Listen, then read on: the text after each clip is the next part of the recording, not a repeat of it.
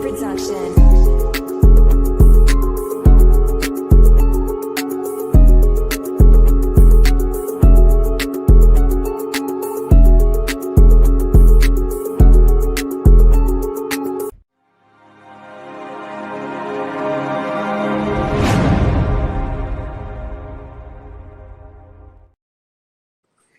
I know what time it is.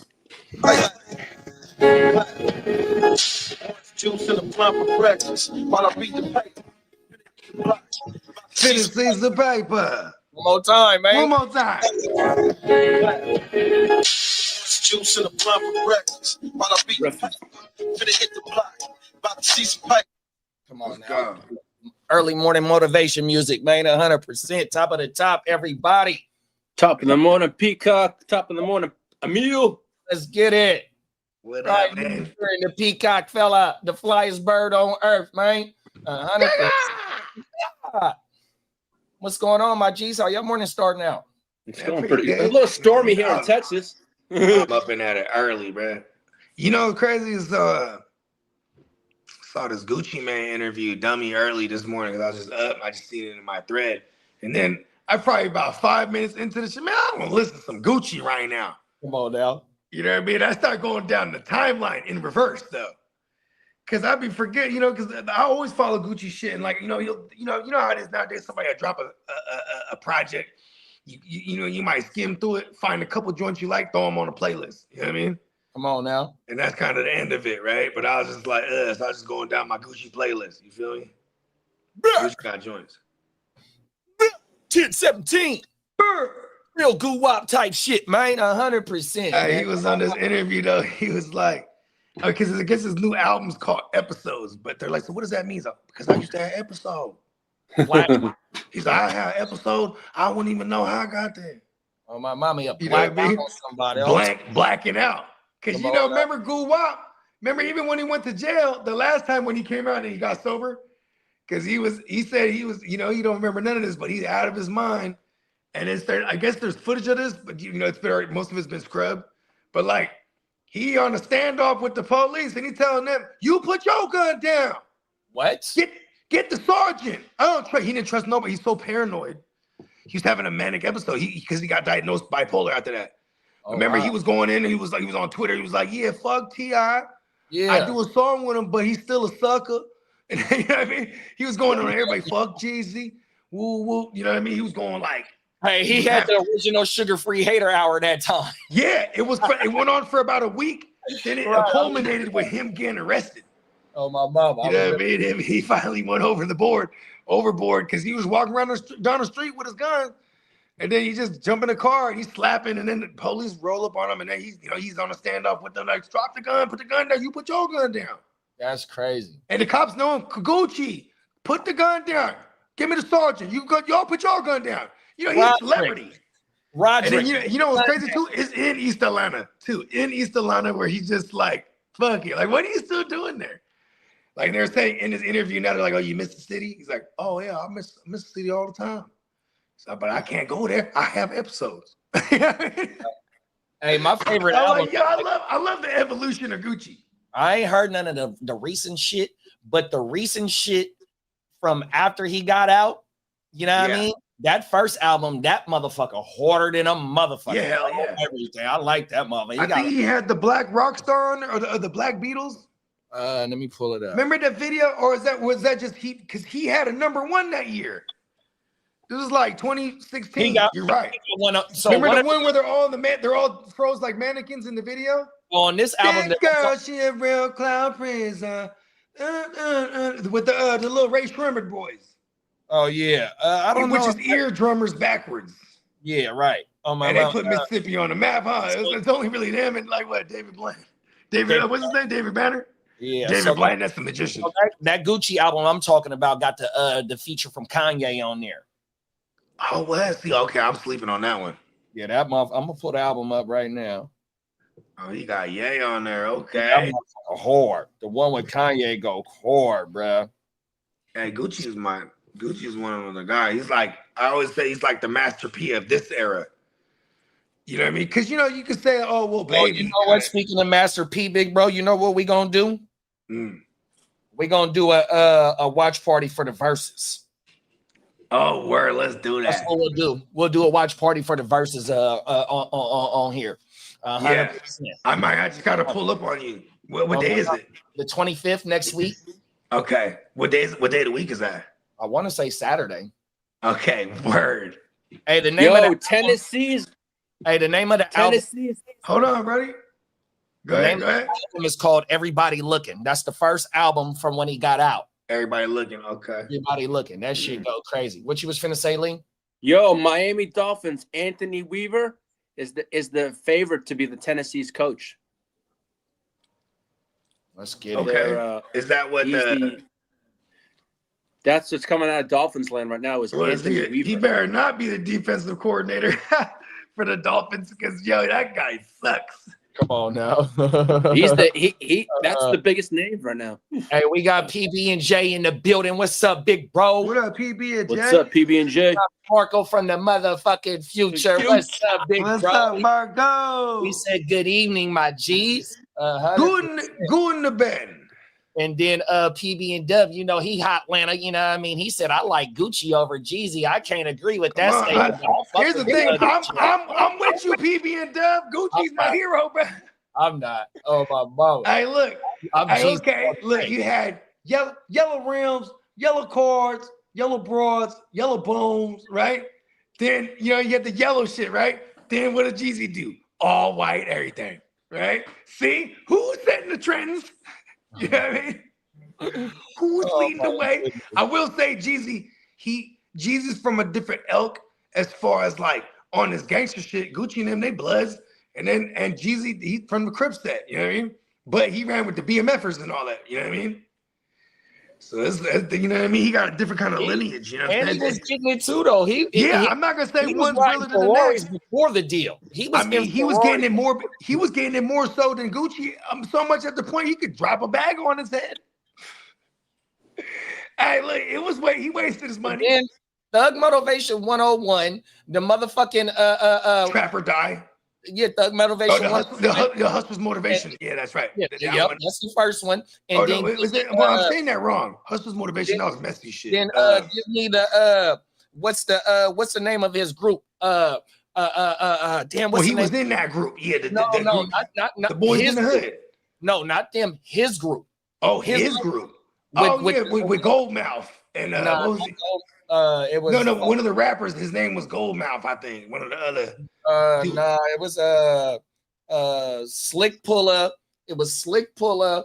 Damn.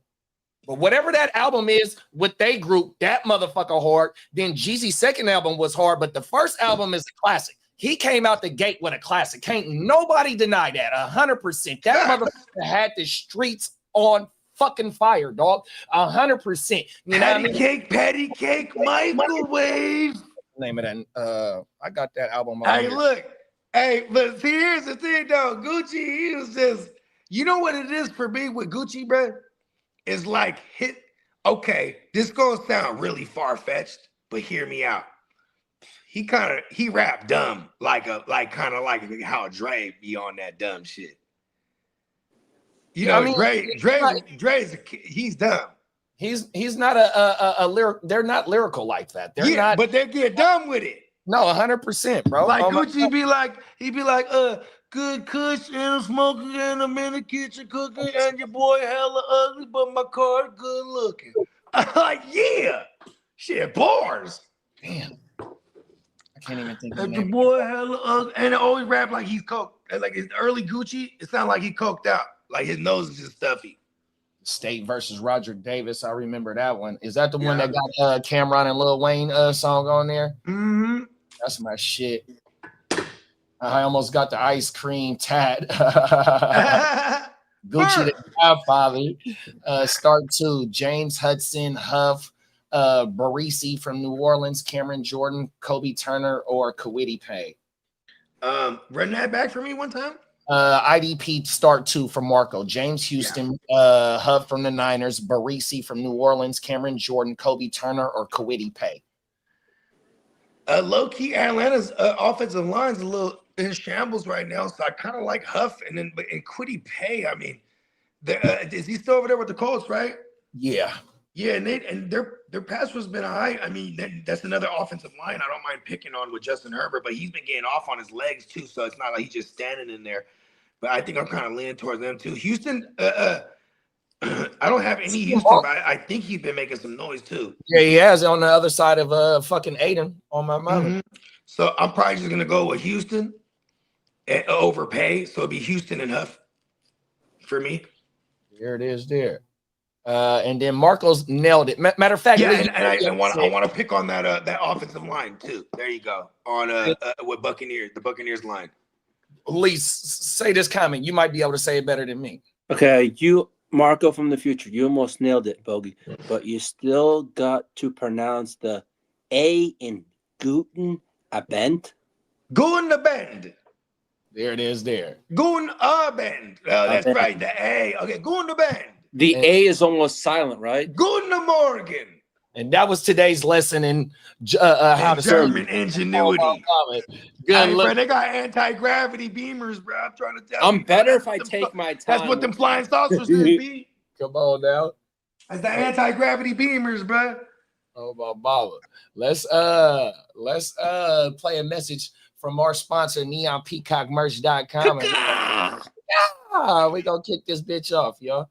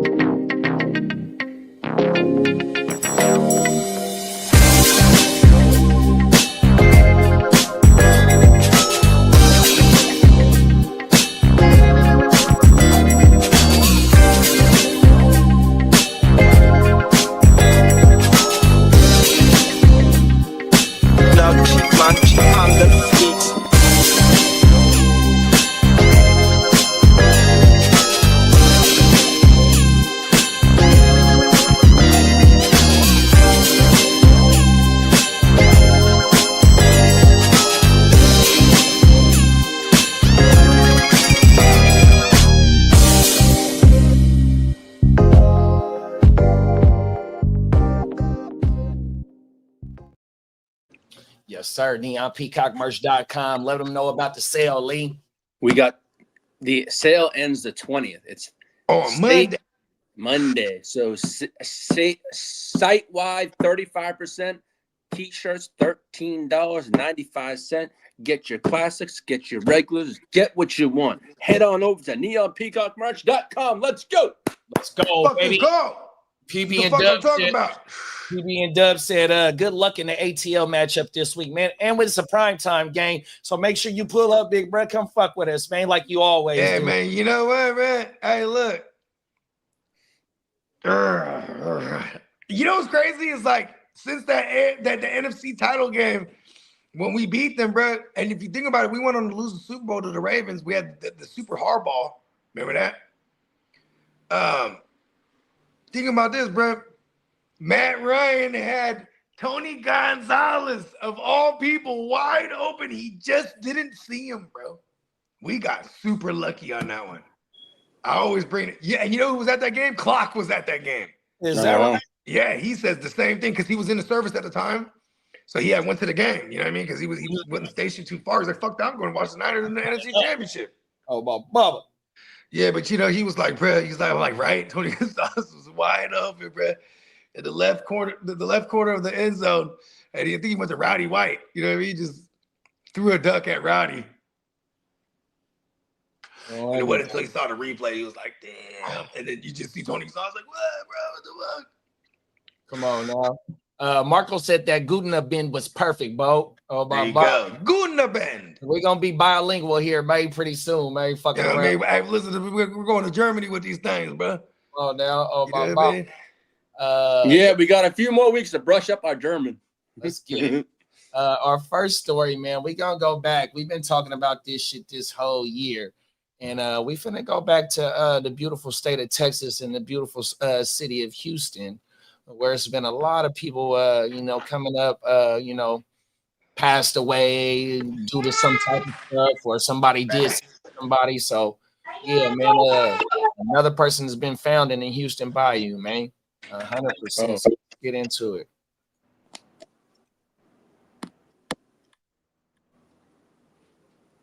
All right, here. For joining us for KPRC2 News at 10, I'm Keith Garvin. Good evening, I'm Daniela Guzman. Only on 2 tonight, the sister of a man found dead in a Houston Bayou is speaking out tonight, demanding answers. 35-year-old Anthony Curry, well, he is one of 23 bodies discovered just this year. City leaders insist there is no serial killer despite rumors swirling online. KPRC2's Jaewon Jung spoke with Curry's family, who say they are not convinced. Jaewon. Yeah, good evening to you guys. The sister of Anthony Curry tells me she was shocked her brother's body was found in the bayou in May. And now, as more discoveries have happened in the bayou, she's demanding a full investigation. My brother was like my superhero. A brother, a son, and a father. Alexis Curry is remembering her late brother, Anthony Curry. Can you show us your tattoo? I sat there and got that pain for my brother. He was really focused on being better for him and his son. Curry is one of 23 bodies found in the bayou so far this year. Since KPRC2's last report, we've learned the names of 3 more victims are Michaela Miller, Arnulfo Alvarado, and Seth Hansen. While many causes of death remain pending, Curry's death was ruled an accidental drowning with PCP and ethanol found in his system. That ain't my brother. He'll come to my house, go to my sister's house, so he'll go somewhere and chill off before he just go jump in some water. Alexis tells me she's still trying to piece together what happened, and the last time she's heard from Houston police was in July. So far, autopsies have not shown any evidence of foul play. Last month, city leaders shut down rumors about a serial killer being connected to the bodies. Many victims may be from vulnerable populations, including unhoused. And your brother wasn't homeless? No, he was not. Alexis tells me her brother was living with his girlfriend about 5 minutes away from where his body was found. She says he was working as a barber and also in construction. We still don't know nothing, and it's been months. Do you feel like you're left in the dark? I really do. Now back out here live, authorities say there were 24 bodies found in the bayou in 2024. Now, as investigations continue, you can see just how dark it gets here at night. Officials are continuing to urge vigilance in and around the bayous. We're live at Buffalo Bayou Park. Jaewon Jung, KPRC2 News. JD, I got some good news. Shanahan's already just said that Kittle's playing, but he's not on a snap count. That's right. So we My got bad, I just got off the phone with Shanahan right now. That's right. I told him, hey, look, I don't want Kittle on no snap count. Oh, you just got that news? Mm-hmm. Yeah. Yeah, I made the phone call. Okay. So, good. That's 23 what I was doing right now. 23 bodies this year and 24 last year, bro. Or 24 this year and 23 last year. And like, there's so many different spots around this. What do they call it? The bayou. Mm-hmm. That like, and they just wash up into the same general area. Is that what they're kind of just assuming all this is like? Because you know me, where my mind goes, I'm like, there's something else afoot here. You know what I mean? So That's too much of a coincidence. Yeah, I mean that's 50 bodies right there, B. 53 since 2023. It's been a lot. Been a lot.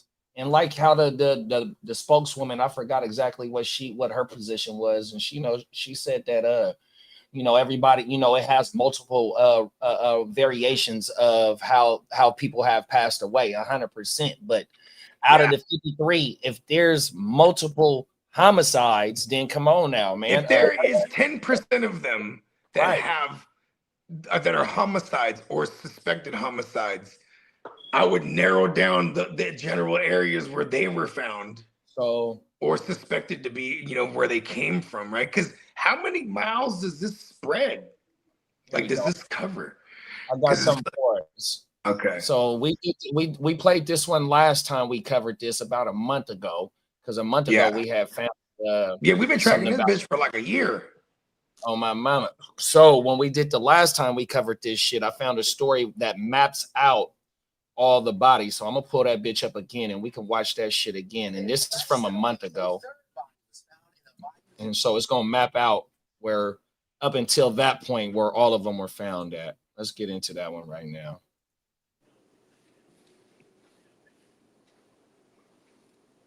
Oh yeah, then it shows the whole layout. That's right. Okay, I remember this one. In less than a week, a third body was found in a bayou here in Houston. Today, one was found in the White Oak Bayou near Taylor Street. Our records indicate it is the 12th one found in a bayou here this year alone. Fox 26's Sherman DeSalle was on the scene earlier, and tonight he is looking into the growing but also the mysterious issue here in our city. The Houston Police Department reports yet another body was found in the bayou. On Tuesday, police say they received a call about a body seen on the 2300 block of Taylor Street in the White Oak Bayou area. We were there as the body was retrieved by medical examiners. The details are limited at this time. This is the third body reported in a bayou just this week. And on Monday, a body was found in a canal near Greens Bayou off the East Freeway. Also, another reported on Brays Bayou near Medical Service Drive at Spur 5. So our records show that this makes 12 bodies reported in local bayous for the year of 2025. So should you be concerned? And what's the deal with all? That's crazy. So they're going to map. So that's the map right there, but it doesn't show the cause of death for all these dates, but yet this is still hella recent. The last one that you see is that's a crazy little area that it covers, bro. It's a lot. It's two on September 15th. Then you got a May 7th and an April 15th at the same spot. So you found two on September 15th in different spots. Then on May 7th and April 15th, you got two within the same. I don't know how many feet. Hey, but on some real psychopath shit, bro. Like I'd be the fucking behavioral science dude in there. Like, give me the lunar cycle right now, because like, what are these? There might be something with these dates. With the right? fucking shit. A real crazy psychopath might be killing during these fucking lunar cycles for all we fucking know. We get to the bottom of it. Look at that shit, man. Let's finish that shit. That is kind of crazy, though, man. Let's finish this shit up. These bodies popping up in bayous. A lot of people walk, bike, and trail along those bayous. Now, we're still waiting to hear what caused these newest bodies to be in a bayou, but police have confirmed in the last year the causes of these cases, they can vary from suicide to murder, even construction accidents. Flooding or heavy rain can also make things more difficult to figure out what happened with a particular case. And there's the growing homeless population that may live along the water. Constable Alan Rosen spoke with our Isaiah Carey earlier this year about the growing issue and how difficult it is. I would imagine it's the homeless and then the worker bees that get got, and then they just chalk them up for the L, bro. You know what I mean? If there is someone out there murking, because whenever we hear these stories, bro, it's usually predatory behavior, right? So it's going to be an individual that's going to prey on society's quote unquote lowest, right? So they're going to, and no offense to the worker bees or the homeless, I'm just saying they got it bad, right? They're the ones that are walking the streets at night. They're the ones that go unaccounted for. You know what I mean? Come on now. Because a lot of times too, they're not tied to the grid. You dig? Like, you know what I mean? They're gonna be shit. I mean, shit, man. God bless the dead, man. You know what I mean? It sucks because their story has to, especially with some of those homeless or, potential worker bees, like I was saying, like their stories are gonna go untold because they get viewed a different way. You know what I mean? Facts. Just like the story that we kicked it off with, you know what I mean? They said the latest one, when they was interviewing Brad's sister, may he rest in peace and condolences to his family and everybody else that lost their life in this area too. You know what I mean? It's like, look, they did a toxicology on Brad. He had PCP and methamphetamine, right? But sis said Brad don't get high. You know what I mean? So like, that could have been an E-pill or something like that. But they said that Brad fell in the water and drowned. You know what I mean? And his girlfriend stayed 5 minutes away from where he passed away at. I ain't gonna hold you, bro. If he was getting trying to say Brad got high. I ain't trying to say he got high. Maybe somebody did something in his drink. But the fact that that specifically, the PCP, that's elephant tranquilizer, that's embalming, or not elephant tranquilizer, that's the embalming fluid type of, what I mean? That's that dust is some other shit. That other shit. Here's the thing, bro. them dust stories, bro, they always end in like butt nakedness or like dismemberment or like somebody's getting hurt, bro. Like those stories always end bad, bro. So you know my boy Renegade from the DMV, right? From DC. That's the thing. That's the popular thing over there. So shout out to my dog Renegade. That's my big bro, man. So they call it the Dipper, right? So you know cigarettes, joint. He work in law enforcement 100%, right? So he'll send me videos live and direct of the motherfuckers. They'll just be out on the street doing He work in law enforcement. Remember we had to tell him not to show the toys? Yeah, and because I was thinking he's on some street shit. Oh no, hell! I mean, of course, but I'm just saying, like his profession is he's of the law. Yeah, he come from the game on my mama. So for sure. But he worked as his day job. So when he approached certain motherfuckers, he from the game, so he know how to approach a motherfucker 100%. But because remember we were on the stream with him one time, and he was in plain clothes. So I'm thinking, you know what I mean? Because I don't know that he works for law enforcement. He's plain clothes. He's in the car driving on the stream with us. He pulls out, hold on. This bro right here, been looking for it, bro. And he started chopping up, and I said, hey, put him on mute. Because that conversation was wild, bro. But he might have been checking dude on the street, like, hey, bro, what are you doing out here, bro? Because that's kind of what the conversation was. Oh, my mama. I didn't know that. Okay, man. Shout out to Renegade, man. Shout out to Renegade. But so that Dipper, that'll have you just all out your motherfucking mind, like how you was just saying, though, bro. 100%. You know what I mean? Remember putting the smoke in the air. That's a drug of choice out here. No, but you remember that song? And it just don't fire. That's that Mac Dre and Big Lurch. Big Lurch on my mama. Yeah, that's what happened to Big Lurch, bro.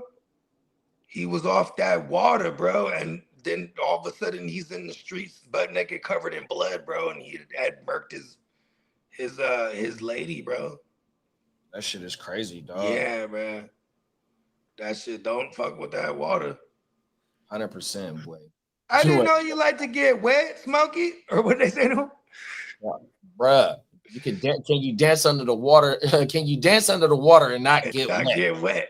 Oh, my mama. Hey, look at this. Okay, I got a testimony. So I was a young mustache at one point. And you know what I mean? The Mexican homies had the wet, man. He said, hey, look, man, hit this shit, eh? You know what I mean? We were all blowing tree and shit. And he's like, I swear to God, this shit'll give you super strength. Right? Listen, though. So boom, hit this shit. Right? Oh. And we're just in the neighborhood in front of just anybody's house, bro. Like, I swear to God, if it was someone we knew, we're not disrespecting this house, but we're just in front of this house that has a gate. It's one of them. Right? It's all good at the buzzer. And it's one of them. He shoots and scores. It's one of them gates where it's like, it's on a driveway, but then they have like bricks, like brick pillars. Then there's like metal, nice decorated, like metal, like fencing. Then on top of this shit, on top of like the bricks, there's like a cement ball, like just cemented to, it's like decorative, you know what I mean? Mm-hmm. And the homie went up to this that ball and he just tore it up. Hey, look, everybody started going up to the bars and just bending the bar. I went up to the bars.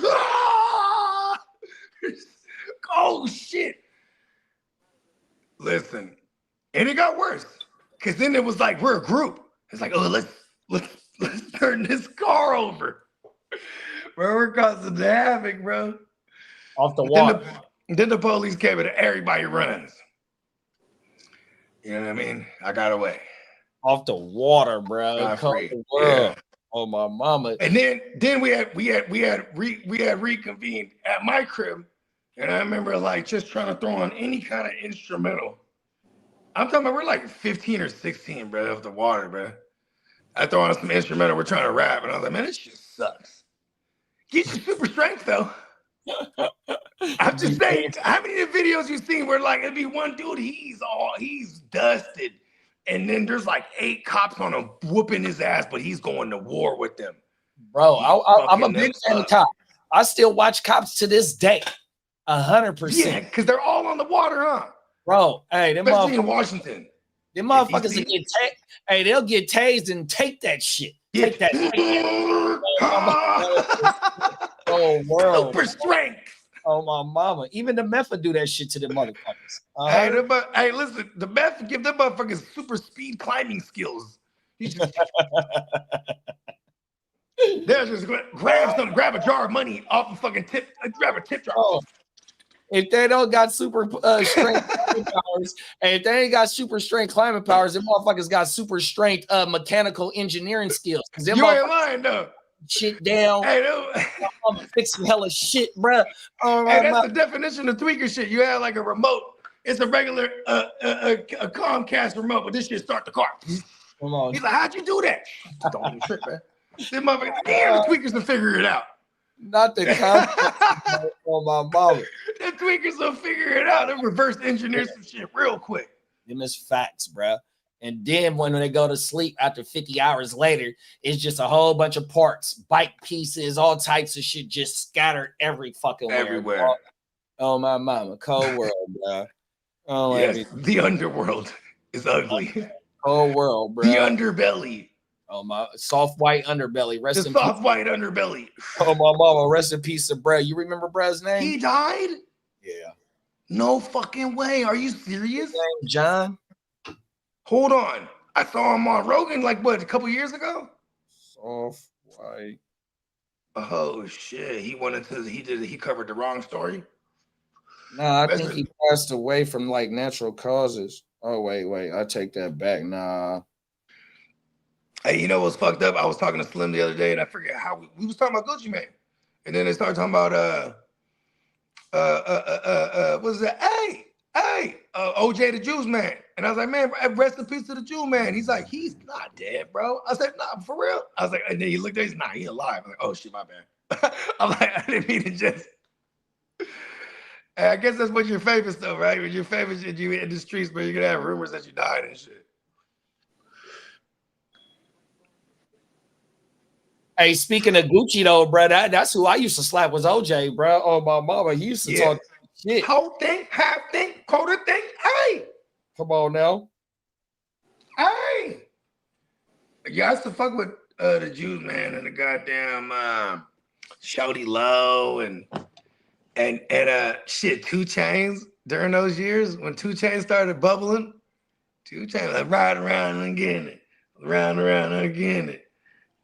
He said, my bitch ain't got no stomach. Every time we fuck, she always ask me for 100. Oh, my mama. 100? Yeah. Oh, my mama. That was my shit, bro. I'm riding to get it. And I was just, you know what I mean? Because it's that feeling, bro. You was out there for real. Like, yeah, bro's still alive. Please forgive me, y'all. Please forgive me. Yeah, man. I'm saying I did the same shit the other day. I'm like, sorry, Mark. My bad, Mark. I didn't mean to just put him in the dirt like that. That was accidental. You know who one of like the most famous motherfuckers that I seen on Soft White? Oh, not go famous, but internet famous. You know what I mean? My dog, Sharp. Oh, Sharp. Oh, yeah. That's kind of how he came up. On my mama. Because he was a pimp, man. You know. Hey, you know what I'm saying? Hey, you know what's so funny is that that's one of those ones, like, okay, for years, I come through bucket hat, right? Then they be like, oh, he sound like, he look and sound like a schoolboy Q. I'm like, what? And then, you know what I'm saying, when Sharp started bubbling and I be on here with the stunners and shit, and they be like, this motherfucker, if you close your eyes, sound like Sharp. Fuck no. But I do sound like I've been smoking a bazillion Newports because I did for a time there. You know what I mean? Oh my! And then I went to the backwoods. It is like I can see the commonality, I mean, not in sound, but the just tonality, maybe. Exactly. Yeah. Oh, just the raspy voice. Yeah. Categorize them up. Oh, you know what I mean? No one ever says I sound like Rod Stewart, huh? Hey, if I told you lately that I love you. Hey, and they're like, oh man, motherfucker gonna sound like Rod Stewart. Hey, did you see where they was getting on Sharp for having the Drake pictures in his bathroom? Yeah, they're like, he had a Drake collage of the album, and he had they're laughing. They're like, where do you even buy Drake CDs? You had the because they were the inserts. Come on now. From the CDs. Like, how do you even have a CD player? You're getting That shit is crazy. Dennis. He said, you know, I just want to know greatness when you in the bathroom. You say, yeah, the stupid ass logic to it. Come on now. Hey, you know what's funny though is Drake. If listen, no offense to Drake, I'm just saying like he got sensitive music. You know what I mean? You know, and you know, if you idolize him in that sense, in this case, Sharp, he's kind of sensitive though. You know what I mean? Like he would just, hey, look, he would berate a bitch. Yeah, he'd go crazy. It's been Hey, multiple- Drake, see, that's the thing with Drake. Drake's kind of like Drake, you know, he it's only been recently he really started funking with like, you know, if you think about it, his music's always been the same. You know, he's just getting on women though. Right. You know I mean, he kind of started getting on it. Now it's the same thing with the dudes, like, oh, you know what I mean? I thought we were friends. You know what I mean? Come on, that's what it's been a lot of, right? Hey, listen, I can't, there's two Drake songs that I like. It's the For Free, because that shit used to be going. And then the other one is the they look up to me. I got which one is the For Free? They got love straight up to my face. Which one is the For Free, big bro?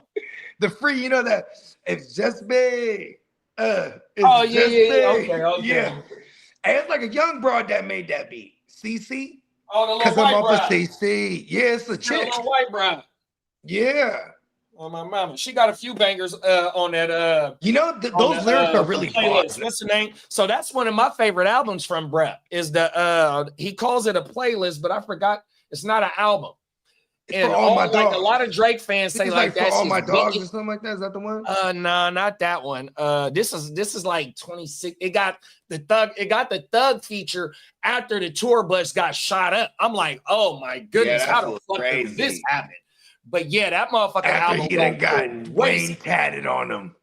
What is the name of that motherfucker, bro? It got the song "Nothing's from Something" on it. That motherfucker go crazy. Oh my mom. Nothing to something. Oh, damn, man, I you forgot gotta the name of that shit. If you want to be with me, that real song is the shit though. It got a Quavo feature on there.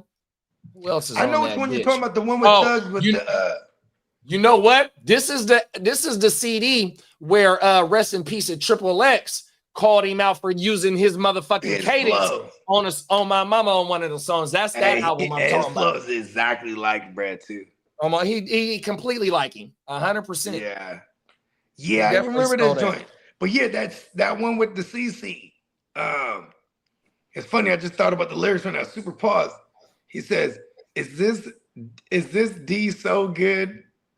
I shouldn't have to fuck for free." Right. It's kind of bad, actually.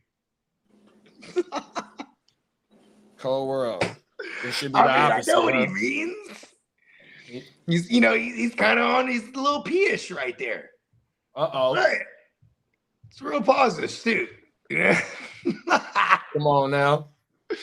I used to make fun of Big Sean back in the day because he would just remember he used to have that boy. That was his ad lib. Facts.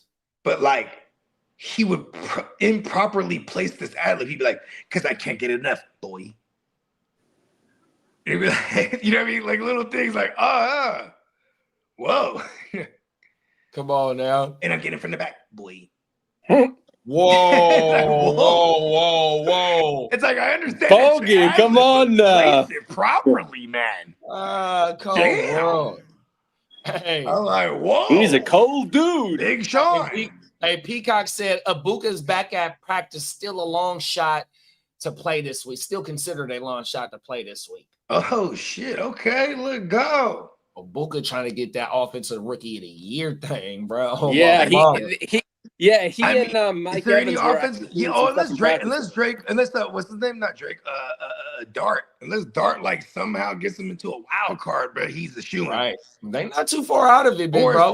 Say Scatterbo hit for like. What's Scatterbo at right now? How many yards? Oh yeah, I forgot about Scat Man. Scat Man go like 1,300 and with hella tugs, bro, he might be a guy.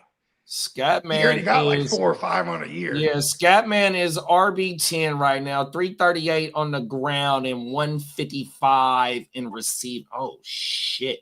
He's already at 500 yards from scrimmage, over 500. I knew he was at 4 or 500. I knew he was at 4 or 5. Okay. How many tugs does he got? 5. Okay. Oh, whoa, bro. That motherfucker gonna have 1,000 yards from scrimmage and double-digit TDs. Sacktown, stand up. Oh, my mama. Top of the morning. We got top of the morning, Minnesota Den. My dog. What's that, Minnesota no Den? board, no order, Ninja in the house. We got my he's still on his birthday week. Let's go. And we got my motherfucking Cuzzo in the building. Top of it, Cuzzo. Cuzzo. Well, now, top of the morning, smoking this Ellis Greens and some motherfucking OJ. You know what time it is, Cuzzo. Let's go. Okay. Hey, make Okay. sure you bring some. I need to find me Ellis Greens. Make sure you bring some of that shit today, cuz everything for sure. 100%. Please bring some of that shit. Right? Hey, the last time JD's like, it was like maybe like a month ago. He's like, cuz I left me some Ellis Greens. I'm gonna bring some of it. I didn't ask, but I knew where it went. It went up. I be telling JD too. I be like, hey JD, I got some good, bro. Pull up. You know, we share it like Native Americans, bro. Come on now. You know what I mean? We got the peace pipe. You know what I mean? Like, hey, man, look, I got some of this right here. Come through. Cuzzo just gave us some inside information. He said the delivery service is opening in 3 weeks. Cold world. Yeah. All for my birthday? Cold world. I was like, it's my birthday season in 3 weeks. Like, go. Hey, Bogey, look at Minnesota Den. Some of that finally. Yeah. Hey, Cuzzo, your shit all the way in the motherfucking Midwest. Minnesota Den, man, talking about that finally, Cuzzo. Hey, look, that finally, it went all the way. It went east to west coast. Come on now. And everywhere between. Hey, you know, that shit broke my heart one time I went shopping. I was like, hey, man, what's up with the finally? Oh, it's going to be gone for a little while. It's like the McRib. You know what I mean? only it's fire, though. You know the McRib? You get disappointed. You go, you remember it was trash, right? Come on now. But see, finally, you're like, oh, shit, finally, it's back. Finally, it is happening to me. I cannot run. I don't know why I don't know the rest of the words. I got to figure out the rest of the words, bro. I remember it was me and Kevin. We was in Vegas, and then we were on the stream, and we're blowing on the finally the little pre-rolls, and then there was this one dude. He just started like breaking down the tree. He's like, as like a Mike Evans is a go for Monday night. Oh shit! Wow! Hold on. Wow! They got extra help. They need that, boy.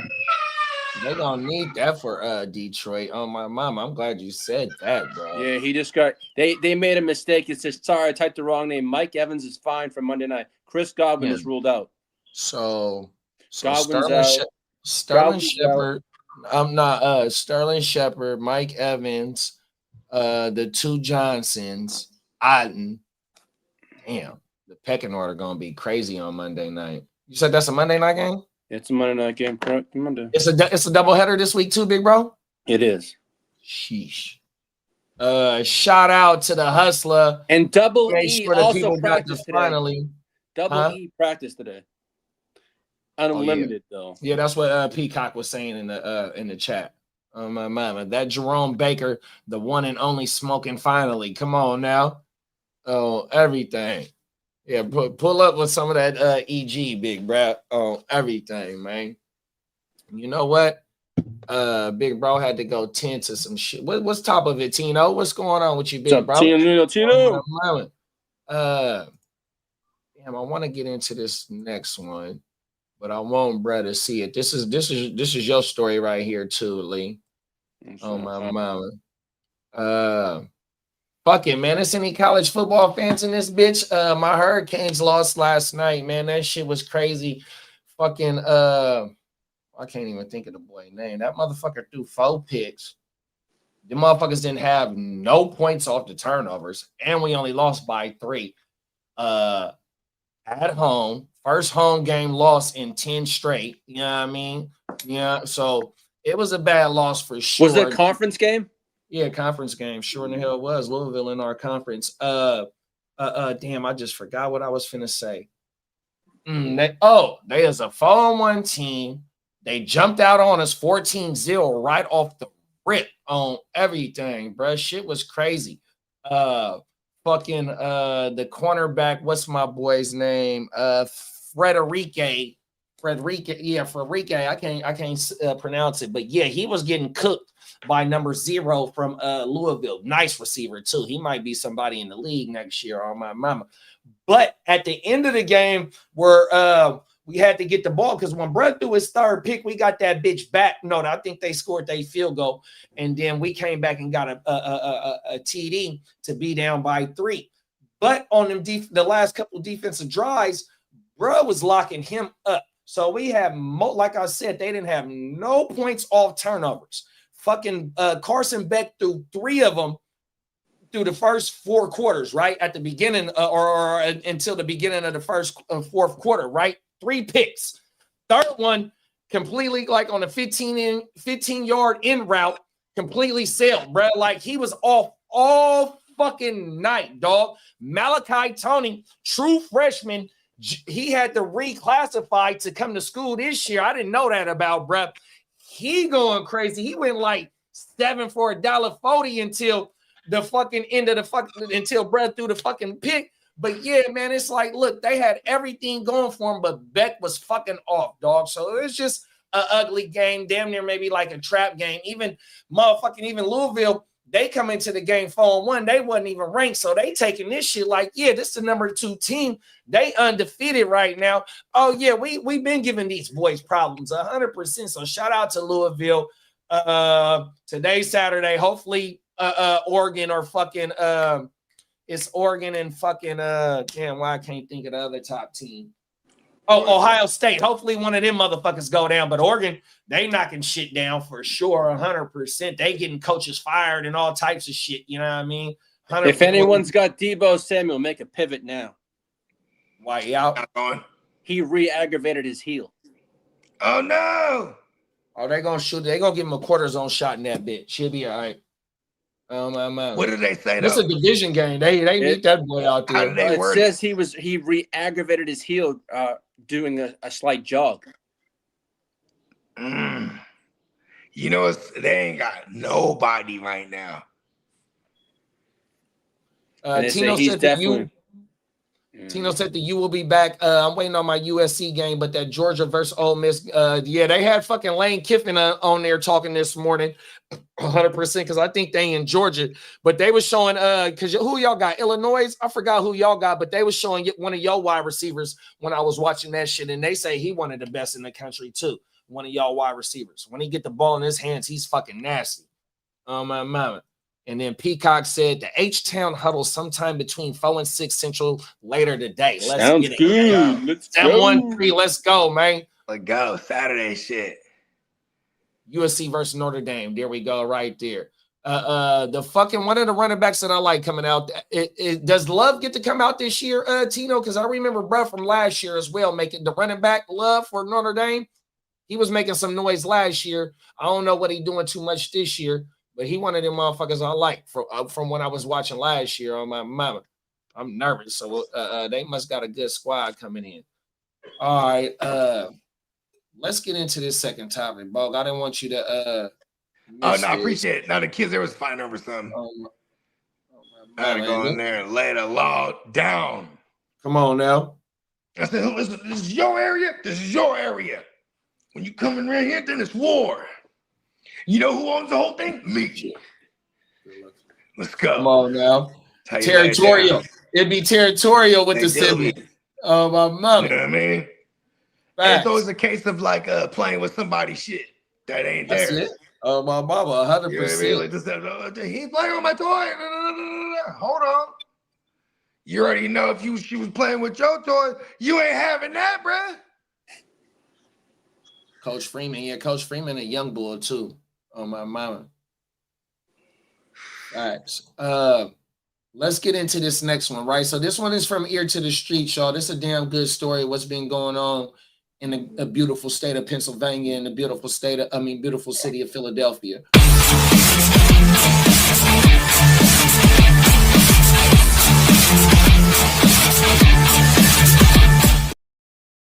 Here we go, right here, y'all. You know what I'm talking about, Lee? Mm-hmm. All Lee's from the street. I am and toes to the pavement, baby. We switch live now to Action News reporter Elizabeth Worthington, live outside the federal building, FBI headquarters in Center City. Elizabeth. Yeah, Brian and Sarah, these arrests were several months in the making. Philadelphia police and the FBI have been searching for those armed robbery suspects for months. And this morning, the thieves were about to hit yet another truck when police say they were finally able to catch up to them. Masked men armed with handguns or rifles approaching an armored truck driver and demanding cash. That became a familiar account to authorities in Philadelphia after a rash of armored vehicle robberies across the city this summer. Those trucks are usually loaded with money, their drivers usually armed. In many cases, the suspect made off with both the driver's weapon and thousands of dollars. Surveillance video shows it happening outside the H Mart in Cheltenham on the morning of August 12th. That time, the suspects made off with between $700,000 and $800,000. And in this photo, taken outside a Dollar General in Holmesburg on July 2nd, you can see a trio of masked men lined up behind a Brinks truck before they got away with about $3,000. Police say the three men caught today were also responsible for a Loomis truck robbery outside an Aldi on June 26th and an attempted Brinks truck robbery in Ronhurst on July 15th. All four incidents happened in daylight. At the time, residents who spoke to Action News were shocked by how brazen the criminals were. It's pretty concerning because, I mean, if they're willing to do it at this time, you know, they're willing to do it anytime, anywhere. These criminals are getting more and more, I guess, bold in a sense, way more bold to be doing stuff in the broad daylight. And again, the three suspects that were arrested today are believed to be responsible for all of those crimes. They were taken to the federal building here downtown. We're live in Center City tonight. Elizabeth. Damn. I wonder how many of them total when you hit that the 800,000 right there. Because it's like, man, how much is enough? And usually that money's all marked in it too. And I was about to say too, like, yeah, I mean, I'm pretty sure. Well, first of all, they're in the bags where the things have the ink joints. You know what I mean? Yeah. So I'm pretty sure if they know how to remove that successfully, you still have to worry about the bills being like they all got serial numbers. Mm-hmm. Yeah, but remember too, though. I know motherfuckers that worked at a bank that got popped for this type of shit. My girl went to high school with them. Look at this. They worked at the Bank of America. And this, I'll even find it. I asked my girl because they already did their time and got out. But like this is probably like 10 years ago. They're trying to just move some bread from one place to another because everything is ordered. You know what I mean? So like if the truck is gonna have X amount, you know what I mean? Then they had somebody try to rob the shit, got away with it. But then that money that's ordered, all those money that's ordered, it all has serial numbers that's accounted for.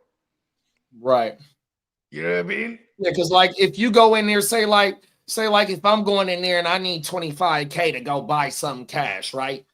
Most banks ain't gonna have 25, 30 right there on hand for you. You got to go in there in advance to go put that bitch in 100%, right? So when we just seen this shit right here and they hit for the 700-800 and see they gave a rough estimate. They left between 100,000 gap on what they hit for, right? So when they hit for that 700,000-800,000, like how you brought out, like why they didn't throw their hands up and be like, we good. We also heard that they also hit for 3K. So the word is already out to these motherfucking armored car companies that it's a crew out here because they just said at the end of the story, they're probably likely the ones allegedly for everything that's been going on this summer. Yeah.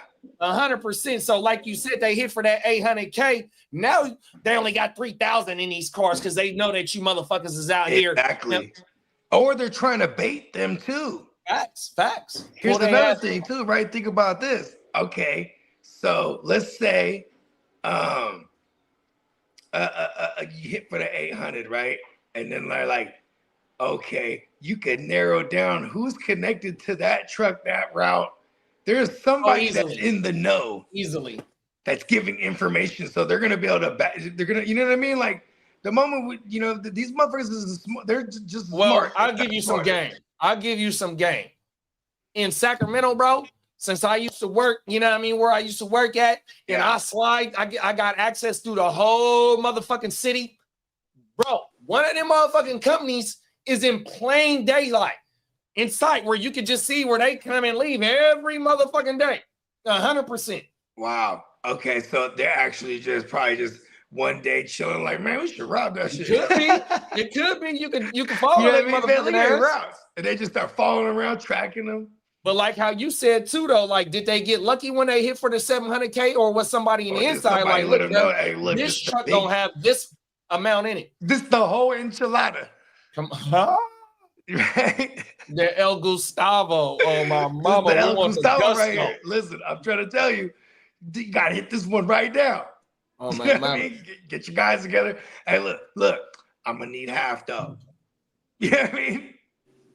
Come on now. You know what I mean? You get about 12 I mean, motherfuckers. 700 bands, and if it's a crew of 3, so that's 200 each person. So if we got somebody in the inside, we all get that motherfucker 25,000 out of this bitch, maybe 50,000 out of this bitch. Hey, Yeah, we but all what still got what if selling 150, the bruh. information? But maybe even selling the information itself might cost some bread too, right? Yeah, I mean, like in the scene of Heat, before they did the motherfucking bank robbery, remember they had to go up into the hills because bruh had all the motherfucking information. Yeah, you ain't lying. Oh, man. Damn, I ain't seen Heat. Like, hell it's guaranteed. alone, bruh. Hey, bruh told them it's guaranteed at least 25 million in that motherfucking, bruh. 100%. Man, the motherfucking duffel bags that they carried out of Heat, bruh, had bricks of money, bruh, and bonds. He was like, man, all I want is the bearer bonds. Yeah, he was like, I'm going to be rich.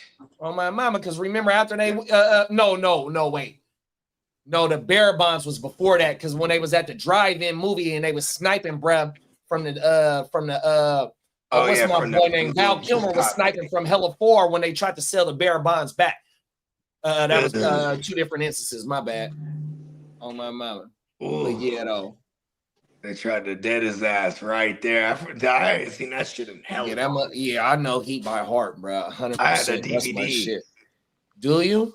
Yeah, I still got it somewhere. I had to double VHS. I got the DVD. Okay. Me and my girl, we used to go like the $5 shit all the time at Walmart. And you found it in there? Yeah, hell yeah.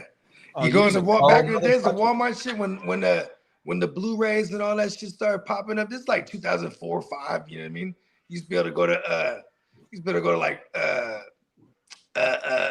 Rasputin's or Walmart, and they'd have the $5 bins, you know what I mean? Facts. Rasputin's would be like all the used shit, but like still even the new shit, man, it should be dummy cheap. Remember they started putting everything on DVD too.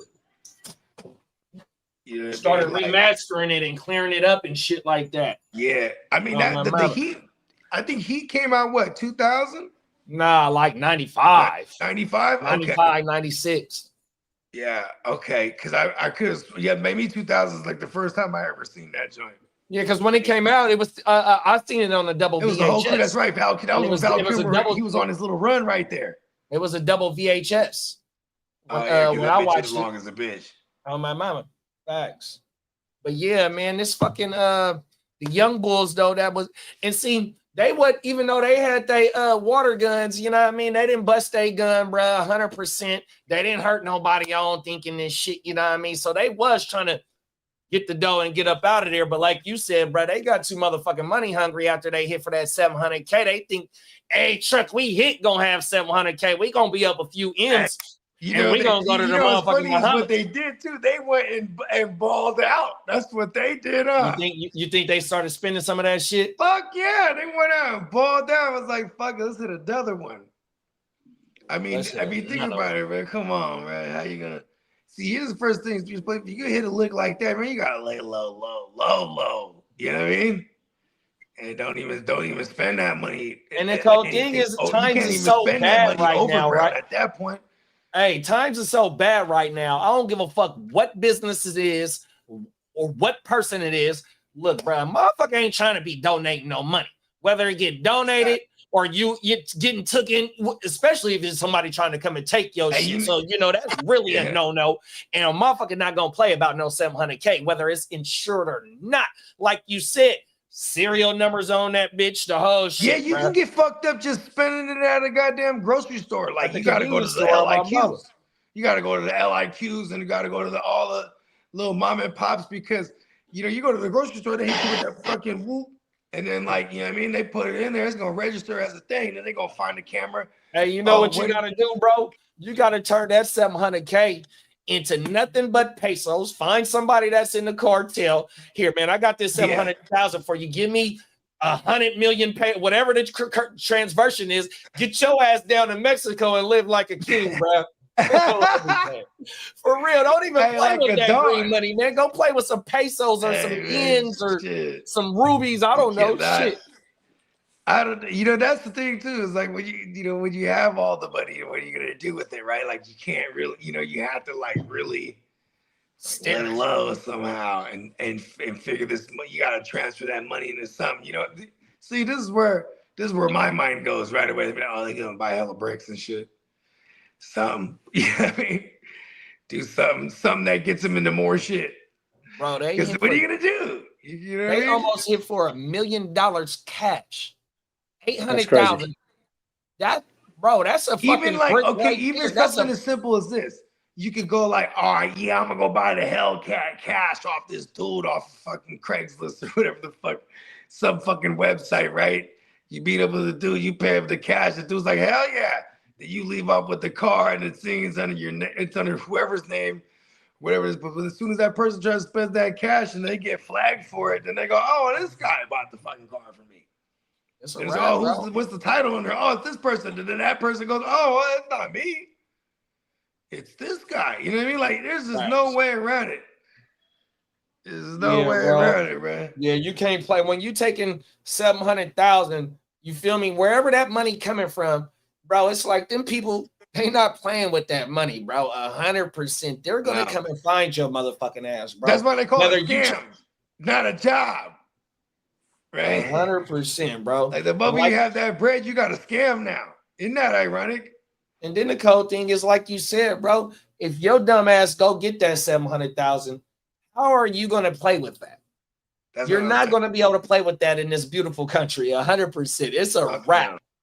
You can't even go to a casino and throw it back. You know what I mean?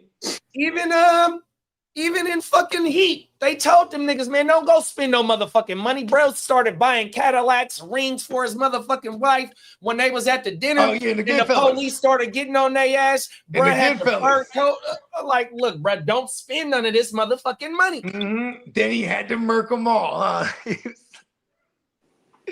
That scene where he's in the bar is in the Goodfellas, right? Where it's De Niro, he's in the bar and they zooming in on him from afar and he's smoking a cigarette hella fast. He's like, oh shit, he's about to kill them all now. He's got new right then and there. Come on now, don't spend none of this guala. You got to tuck this guala, man. Oh my mama, 100%. So yeah, the young bulls in Philly, they gonna have to go sit down, especially with the type of weapons they was using. It's a federal crime. They was already at the federal courthouse, 100% federal detention. Oh my mama. You know, they innocent until proven guilty, but shit, man, if they trying to link them for everything that's been happening since this summer, boy, they done got caught. You know you done fucked up. You bought the bottle of beer at 11:45, right? No. Right. They have you on a timeline. Cold world, bro. And with your phone, too. Tino said bank robberies never work. Shout out to the romper room. Oh, my mama. Cold world. Hey, you know, it was the coldest too, because he was like, they arrested him out there in Fresno, right? But they had just had a robbery in Fresno. But he on the way, I just had a show out there. You know what I mean? Well, so what happened was they scouted the place and the news crew was already out there. So when they scouted the place and they seen that the TV van was there, they was like, no, we're not going to do that. So they never did the robbery in Fresno. Oh, they never hit the one in Fresno. No, they didn't hit that motherfucker. 100%. So that's how Dre got hit with conspiracy. See, Dre never got caught in that. Jay Diggs, Kilo, I think them all got caught they got linked with other ones. Mac Dre was he got hit with conspiracy. That's why he did like 5 or 6 or something like that. He did 7. Yeah, I think he did 5 out of 7. And Diggs of them did like 10 or something like that. Yeah. Bro. Oh my mama. Facts. Minnesota Den said, I still got an original copy of I'm About It. That's one of my favorite movies. I'm about it. Time. Is you about it? Come on now, let's get it, bro. Casey, you's a Lil hustling Jon's getting shit. Hey, at the opening scene, he like, Casey, you's a hustling motherfucker. Oh, everything talking about me X, and then, oh, you's a stealer. I got your bitch ass stealer. Pow! And then here comes the song. About it. Oh my mama, that's my shit, boy. Oh, everything. Who ate my Popeyes? Come on now, on everything. That's when the dog with the 3 legs came by walking. Motherfucking dog. And it was over there crying. The dog with the 3-legged dog. Oh my mama. See, murder. You ate my chicken. Silk, you ate my chicken. And then the white boy, the police come by. I heard y'all got that good over here. Get your ass away from here. What you talking about? Oh my mom. Hey, I know that movie by heart. Bro. That's my shit. Fuck Officer Friendly. Oh my mama. Fuck Friendly. Oh my mama. Officer Friendly, bro. Oh shit! I ain't seen that about it since I was like 12 years old, for real. Hey, I got the. I had the VHS. I got it saved on YouTube. I got a playlist with the movie saved. Oh my mama. I got that and Baller Blocking saved on the playlist. Oh my mama. Yes. Tino said I had hella VHS. Honestly, don't even know what happened to them. Oh my mama. My daughter's grandma. If you don't keep them stored correctly, the VHS, those things will rot. Yeah, they will. My daughter's grandma got all the motherfucking Disney VHSs. See, 100%. And those things, they came in a little capsule. Oh my mama. So it's from my daughter's mom and her sister's childhood. It's not even. It's some from my daughter's childhood, but it's from my daughter's mom and her sister's. You know what I'm talking about, though, right? The little white. So it's 1980s type shit. Yeah. Oh my mama. It was like white with hella plastic and that. With hella plastic. Like yep. Exactly. Yeah. Facts. Hey, Disney didn't play out. Hold on, I'm gonna grab me a beverage. I'll be right back. Minnesota Dean said, go to Colombia. $1 US equivalent to 3,848 Colombian pesos. Yeah, that's what I'm saying, bro. You're gonna have to go tap in with somebody, get that shit converted, take a hit, because you know they're gonna charge you off the top 100, maybe 200 to convert this dough 100%. But yeah, man, hey, you're gonna have to go live like a king in a foreign motherfucking country, third world country, bro. Oh my mama. Just do it up, bro. Oh my mama. How do you get to Colombia though? You can only fly with 10K. Hey, look, bro, put this in a motherfucking account 100%, because that's how you're gonna have to do the conversion. You ain't gonna be able to convert your 700K just straight. You know what I mean? That's why you're gonna have to find somebody that's tapped in, cartel, you know, whatever. Look, bro, I got this 700. Give me 5 right now, and whatever money I can go to a country that I don't get extradited. You know what I mean? We're gonna go live it up. Even if we don't want to do it as a group. Look, man, I got this motherfucking 150 I just hit for. Look, bro, what you gonna hit me for? 75,000? You better go take that 75,000 to a third world country and go find a job. Go get some plastic surgery, alter your shit, bro. I don't know, man. Oh my mama. You know, maybe I watch too much movies or some shit. I don't know, big bro. Oh, everything. Damn, that might be worth something, bro. All the Disney VHS might be limited now. Yeah, my daughter grandma was a cold motherfucker. So because I started me and my daughter's mom, we locked in at like 17 years old on everything. So from me going over there and seeing all the VHSs, and my daughter wasn't even born yet on my mama. So I know all that shit was from their childhood. And those shits can be worth a lot of money too. Oh, everything. I got matter of fact, my daughter be over here today because we got a fish fry. So I asked her if her grandma still got that shit, man. Oh my mama. But what we gonna do is we're gonna get into the last topic. On the last album. Come on now, shout out to Too Short. And this is on the same type of hype, right? And this in my city. This in the 916. It's right down the street from you, Bogey. Oh no. Watch this shit. I didn't do it. 100%. I was right here. Ain't got nothing to do with this shit. Hours as deputies say an international. We start tonight with a developing story. Tense hours in Lodi today as deputies say an international crime ring was caught in the act while allegedly breaking into a pawn shop. Yeah, the SWAT team had to get involved, and now investigators believe the same suspects could be behind a string of jewelry store robberies up and down the state. ABC 10's Gabriel Porras is live with the details on how the alleged crime ring came to an end. Gabriel, you talked with the store owner today. How are they doing after this scary experience? Well, Chris and Laura, he is shocked just picking up the pieces after this incident. It was a dramatic ending this morning here at Lodi Pond, right off Lodi Avenue. Law enforcement had to use tear gas to get a suspect to surrender from a ventilation duct. But even wilder than this ending is what investigators believe this crew did for months. The spokesperson for the sheriff's office today describing it as the stuff you see in movies.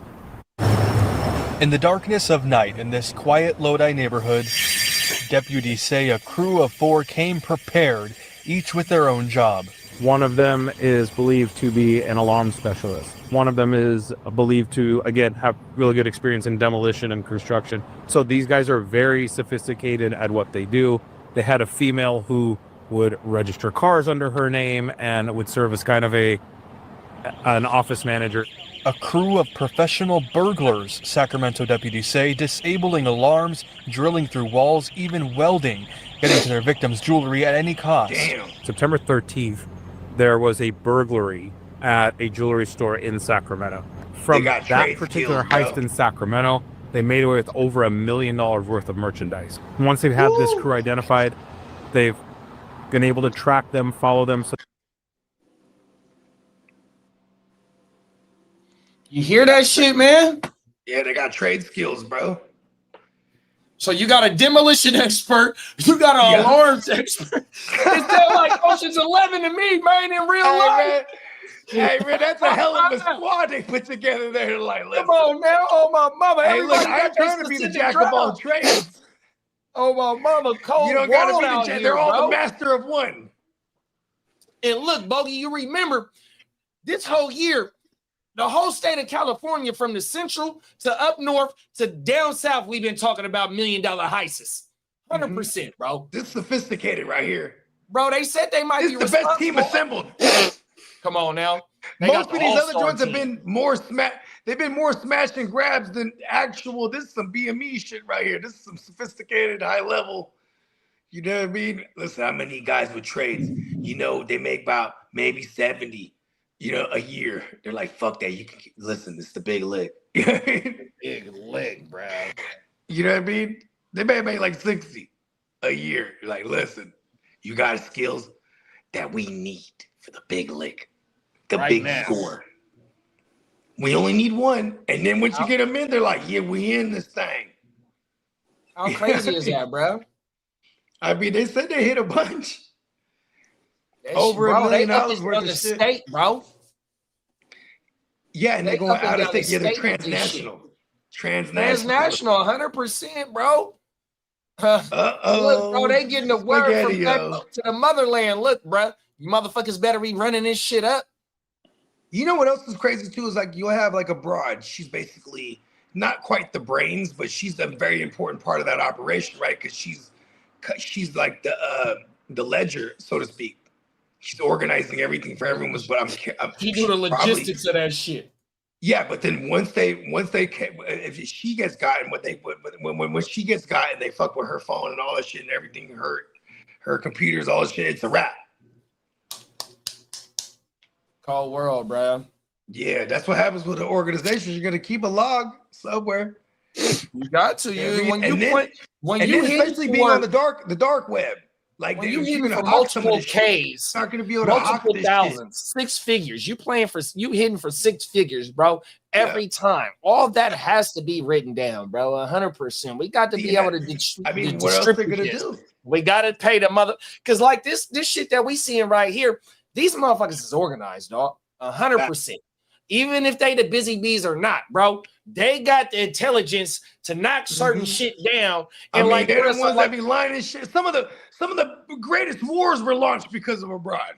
And you know the cold thing is like I got this shit on pause though, like right. So they gonna interview bro who owned the property, right? So this motherfucker said he get an alert when the internet go down, right? So once they cut the service, Like that All the tells you, cameras like, went bro, out. they going step by step Because to the get in cameras this are bitch. on Wi-Fi. Watch this shit, bro. Let me Oh, fire this bitch back wow. up. Let me fire this bitch back up. That's super Rewind it a little smart. bit. And the alarms, I'm sure, are on Wi-Fi these days. Like, Watch you know this what I mean? shit, bro.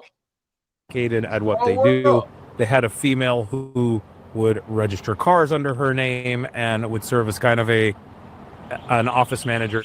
A crew of professional burglars, Sacramento deputies say, disabling alarms, drilling through walls, even welding, getting to their victims' jewelry at any cost. September 13th, there was a burglary at a jewelry store in Sacramento. From that particular heist in Sacramento, they made away with over $1 million worth of merchandise. Once they've had this crew identified, they've been able to track them, follow them. So they've actually been surveilling certain individuals from this group.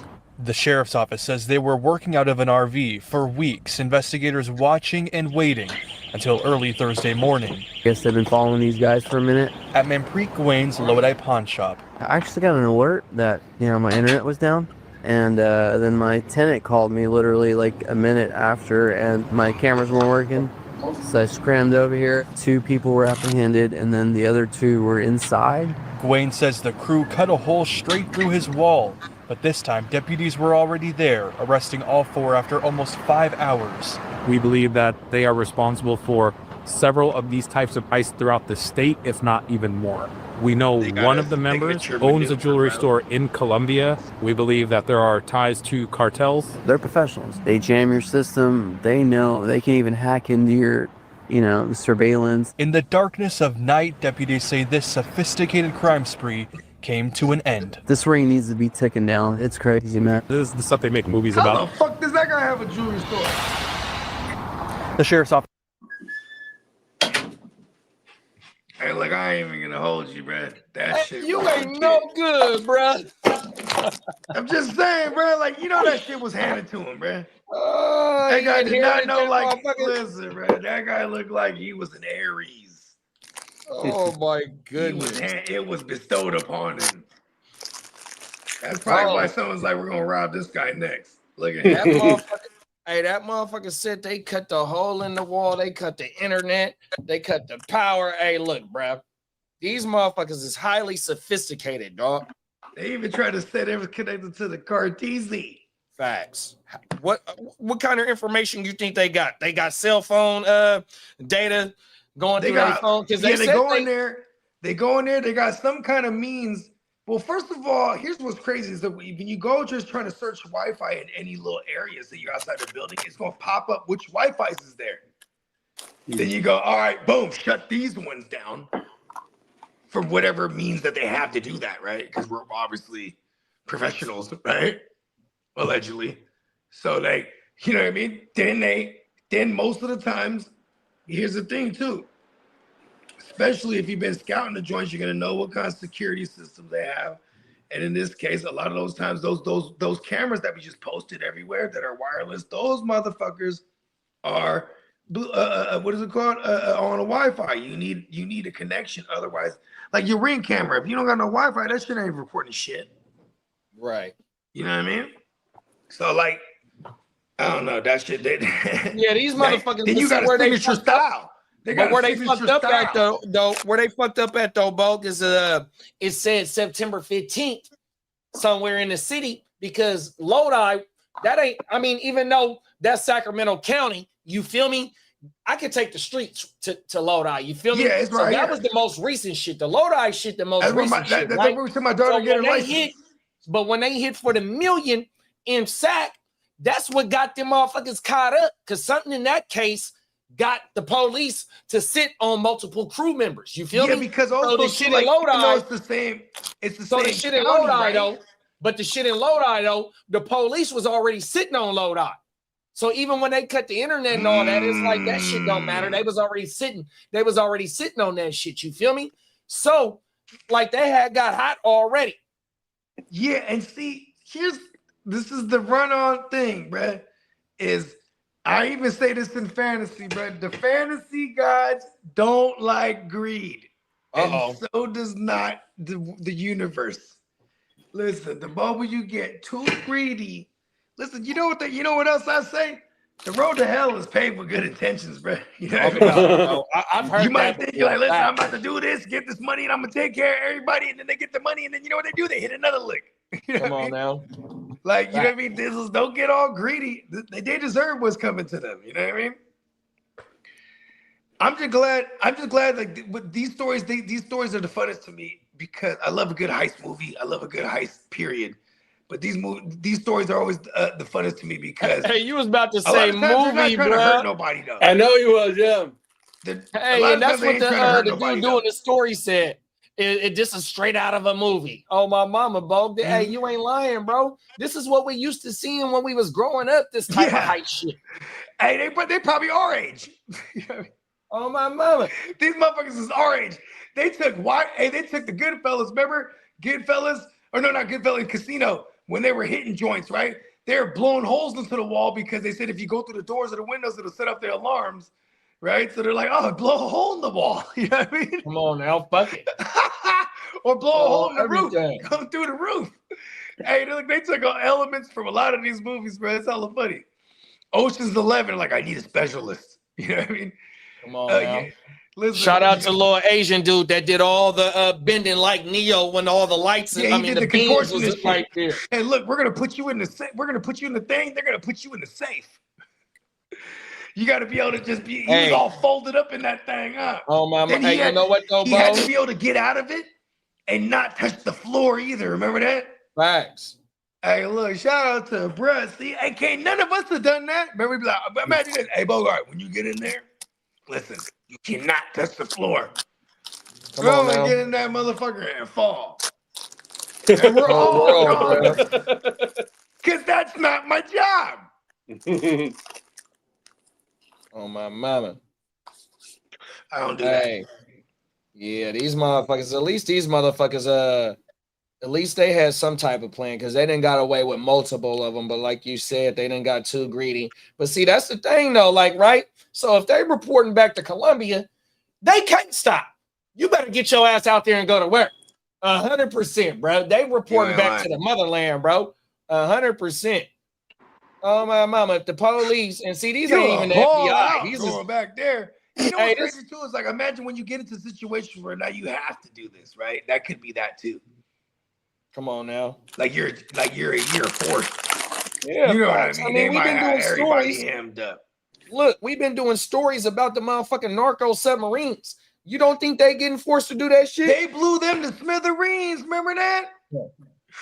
Here, blew them to smithereens, and you know for damn sure there's a good chance that them was doing that shit against their own will. Here, we finna go to Australia. I want to say this for another day, but watch this. Let's go down under. Pause. I got another one for y'all. Let's go where they flush the toilet. It goes the other way. Facts. We finna talk about. We talking about narco subs. All you flat earthers out there. Watch this shit, bro. Please. We talking about these motherfucking narco subs. Tell me if the earth is flat. Watch this shit, bro. Get this shit pulled up. This shit crazy. And this is an Australian news outlet as well. This ain't no American outlet that we've been getting this shit from.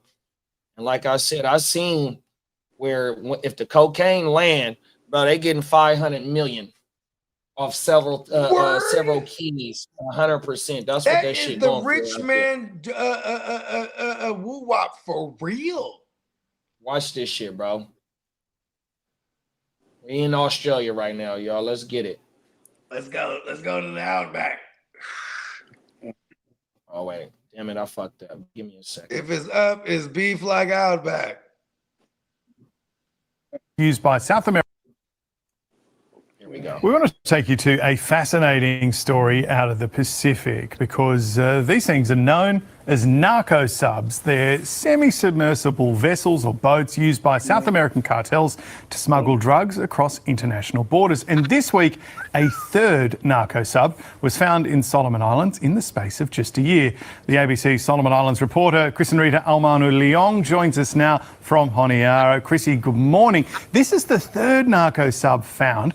Do authorities know exactly what's going on here? It certainly is, James. Narco subs are certainly not new. Look, it's a vessel that's never seen or talked about before, at least in this part of the region. It's hard to spot with the naked eye as well, and That is difficult not to a sandwich, detect. But y'all. what's new here is where it's found. In Solomon Islands, as you mentioned, it's third discovery, and Solomon Islands being a 3-hour flight from Brisbane. So 3 discoveries within a year. Where was that located? Wait, look, bro. That's somewhere in the Pacific. She said it's 3 hours away from Brisbane, Australia. You know what I mean? A flight. That's a flight. You know what I mean? So that's some hours away from the. I mean, if you're going by boat, you know what I mean? But that's probably like a little hub. That's way down there. That's like a little hub to where it ain't too many motherfucking coast guards or whatever authorities is in that water in that part of the Pacific. You feel me? That's why they unload that shit there, bro. 100%. Wow. Hey, let's And get if this it's shit a back in. half a B. Half a B, bro. A half a Half a B B, upon bro. arrival is the estimated value. And so think about this, 100%, bro. Listen, think about this. This shit caught me fucked up when I was hitting the medicine right now, and this shit fucked me up. I said, wow, these Carteses, and there's several of them, bro, that's the government down there. Bro, you motherfucking right. They fucking run everything. They got, listen, a trip is the half a B. You know how many motherfuckers it ain't nothing for them to be like, listen, your whole family or get on this goddamn Get on this narco motherfucking stuff, bro. boat. Oh, my mama, cold world, huh? And they just sending loads, half a B worth at a time. They're racking the bread up. And what are they catching? Maybe 3 of them in this last year? Imagine how many. They got a whole sub schedule. Remember the bus? You ever go to the bus schedule? Look at the bus You ain't schedule? no good. You look at the bus schedule. Remember back in the days? Oh, my mama, facts. The bus 5 run every 15 minutes. No good. I'm just saying, bro. Oh, This my is how mama. much power and money they wield, bro. They wield some crazy power that the people are commodities, literally. 100%. They're just like, boom, get in this goddamn. You take your ass, motherfucking east.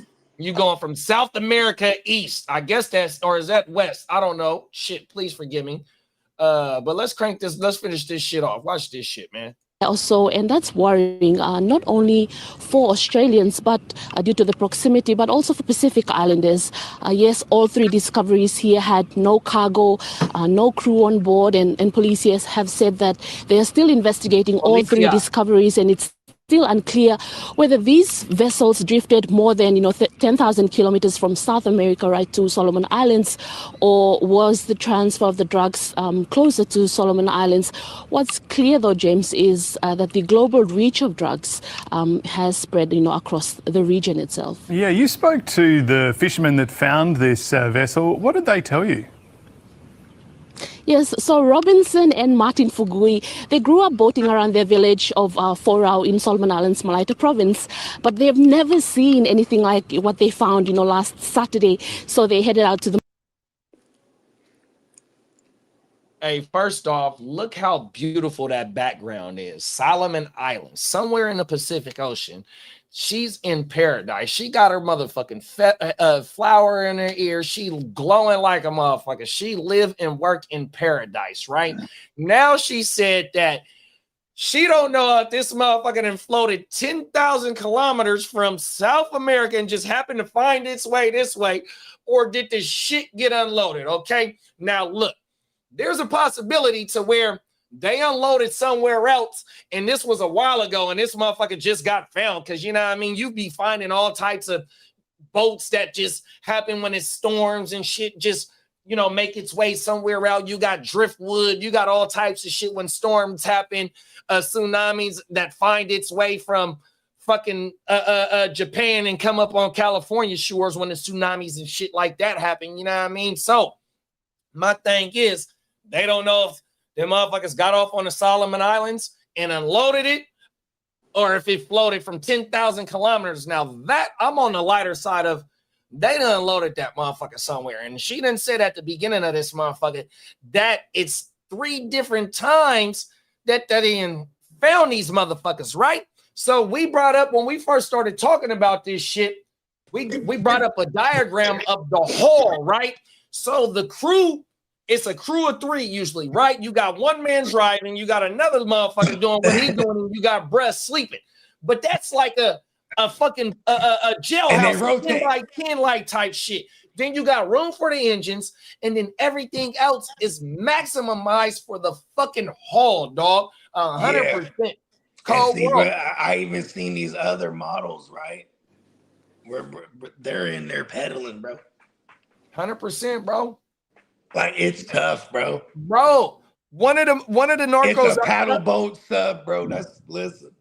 Bro, one of the subs I seen had the small ass fishing boats engines on it, but it had like 3 of them. The one with the switch like this, with the handle.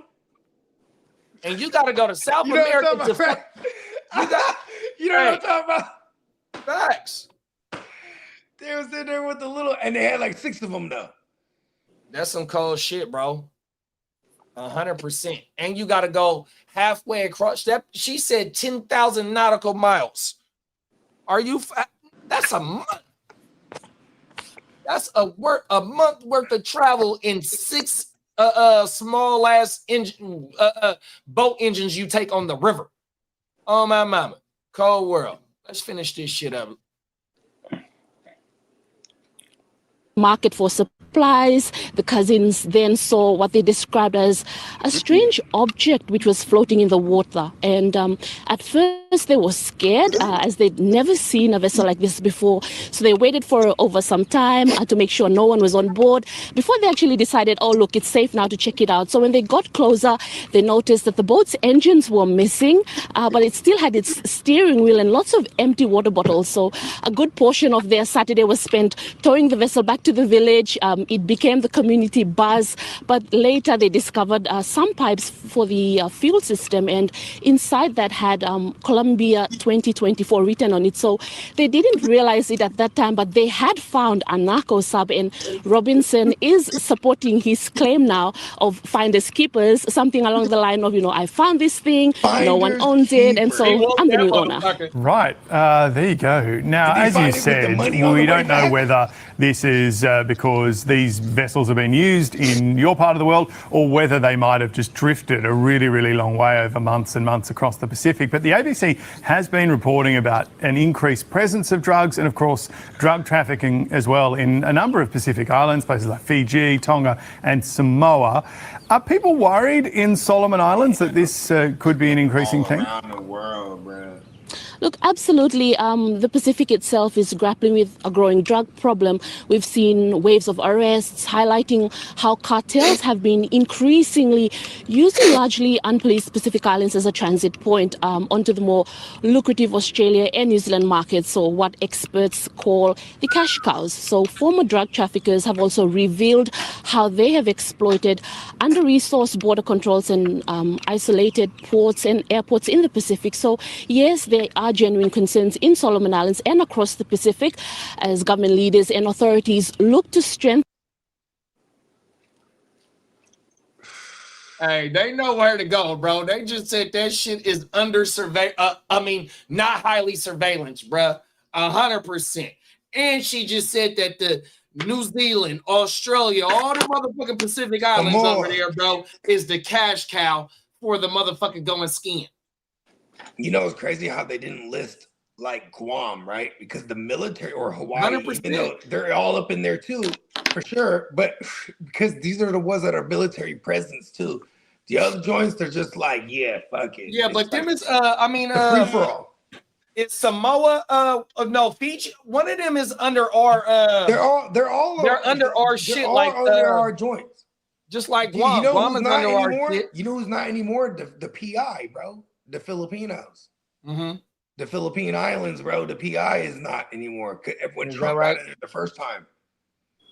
You know what I mean? I mean, they still rock with the American shit, but you know what I'm saying? But as far as the trades and all that thing, they're Asian now. You know what I mean? Yeah, they making they so as of right now, our military presence in the Pacific is at an all-time high, just based on We got to start getting in position because, like how you talked about Guam, it's another island right now where they're starting to build a runway and starting to set up shop because we need more military presence. And just instead of Guam, we need other shit because China's weapons can reach that far in the Pacific. 100% to them small islands in that bitch. 100%, bro. I've been going down that rabbit hole. That's where they sending. That's where they sending the whole woo-wops too. With these subs. 100%, bro. They sending the long route. They're like nobody's. So imagine those people in there, bro. Like they could die on that trip, and then 100% they could die on that trip. Where are you shitting and they might pissing even at show up in that dead, motherfucker? Bro. Like you gotta go above water to go shit and piss. You know what I mean? You gotta go at nighttime because you don't want to be spotted. You know what I mean? The motherfuckers, they got the military, they got all types of radars and shit like that. You know what I mean? You don't want to shit and piss inside that motherfucker for a month straight. Huh? I wonder how long them trips is, bro. That motherfucker's a month. At least a month, dog. 3 weeks. Man, you gotta hope you don't get attacked by like a giant squid. I've seen too many movies. You don't want to get hit with the Kraken, bro. 100%, bro. Oh my mama. Hey, it's some cold. Is crazy. Cold world. Man. Hey, but when you hitting for $500 million, every time that motherfucker touch down, bro, they like, look, fuck this. Hold on, what was the other story? So when they were saying it's a finders keepers shit, was it they was talking about the submarine, the motherfucker that found the submarine. Oh, okay, yeah, he's like, I want this as mine now. Oh my mama. He's like, this shit is tax free. Hey, look, but because I was gonna say, because he might have found some bread in there. What if it was a sub on the way back? With some bread. You know what I mean? Like, see, because that could be the thing, bro. Like, how do they now? They got to go back. Hell no, they don't go back. They leaving a motherfucking third world country going to Australia. Them motherfuckers is like, hell yeah, we gonna take this trip. If we land, we free. Oh, word, you ain't lying. Because they ain't handling no motherfucking $500 million worth of payment. That motherfucking payment done landed already. Yeah, but I'm saying like, they don't hop in the sub and go back. I ain't going back. Fuck that. That's why they found that sub just floating. They like, yeah, we're free now. We did our job. Leave us alone. Ran out of gas. Yeah, ran out of gas. Ran out of gas. Or they was just tired. They were so yoked up from after fucking biking the whole way there, pedaling that shit. They was on a hamster wheel. They was on a hamster just wheel, took him 2 months. By the time he got there, he was yoked up. And now he's in the Australian Olympics, bro. That's a hell of a story. The motherfuckers, and the cold thing is, they ain't got no passports. Nothing. They ain't got no ID. Look, bro, we didn't make it. I get here. You know how strict Australia is too? They gonna deport your ass? Listen, bro, no, they're gonna call Heist. Jail you. They will jail you until they figure it out. And then I got something for us. Bro, I remember I told you I had the homie that it happened to out there. Oh, my mama. He did some time in Australia. He was doing big shit in Australia. That was the homie's big brother too. Best shout out to Brad. I don't even want to say his name. He's doing good now. 100%. He's back in American soil, winning. That's right. I got one more thing for us before we get up out of here, y'all. So this is pertaining to the same shit we just watched. We'll watch a few minutes of this and then we'll get ready for tomorrow morning, man. On my mind. We got an early day, y'all. Y'all come fuck with us. Last game in London, Lee. Yeah, it is. And then we wait 2 weeks, then we go to Jamarco's country. Hey, JD, you should go live for the fish fry, man. Uh-oh. On the Hard to Start exclusive.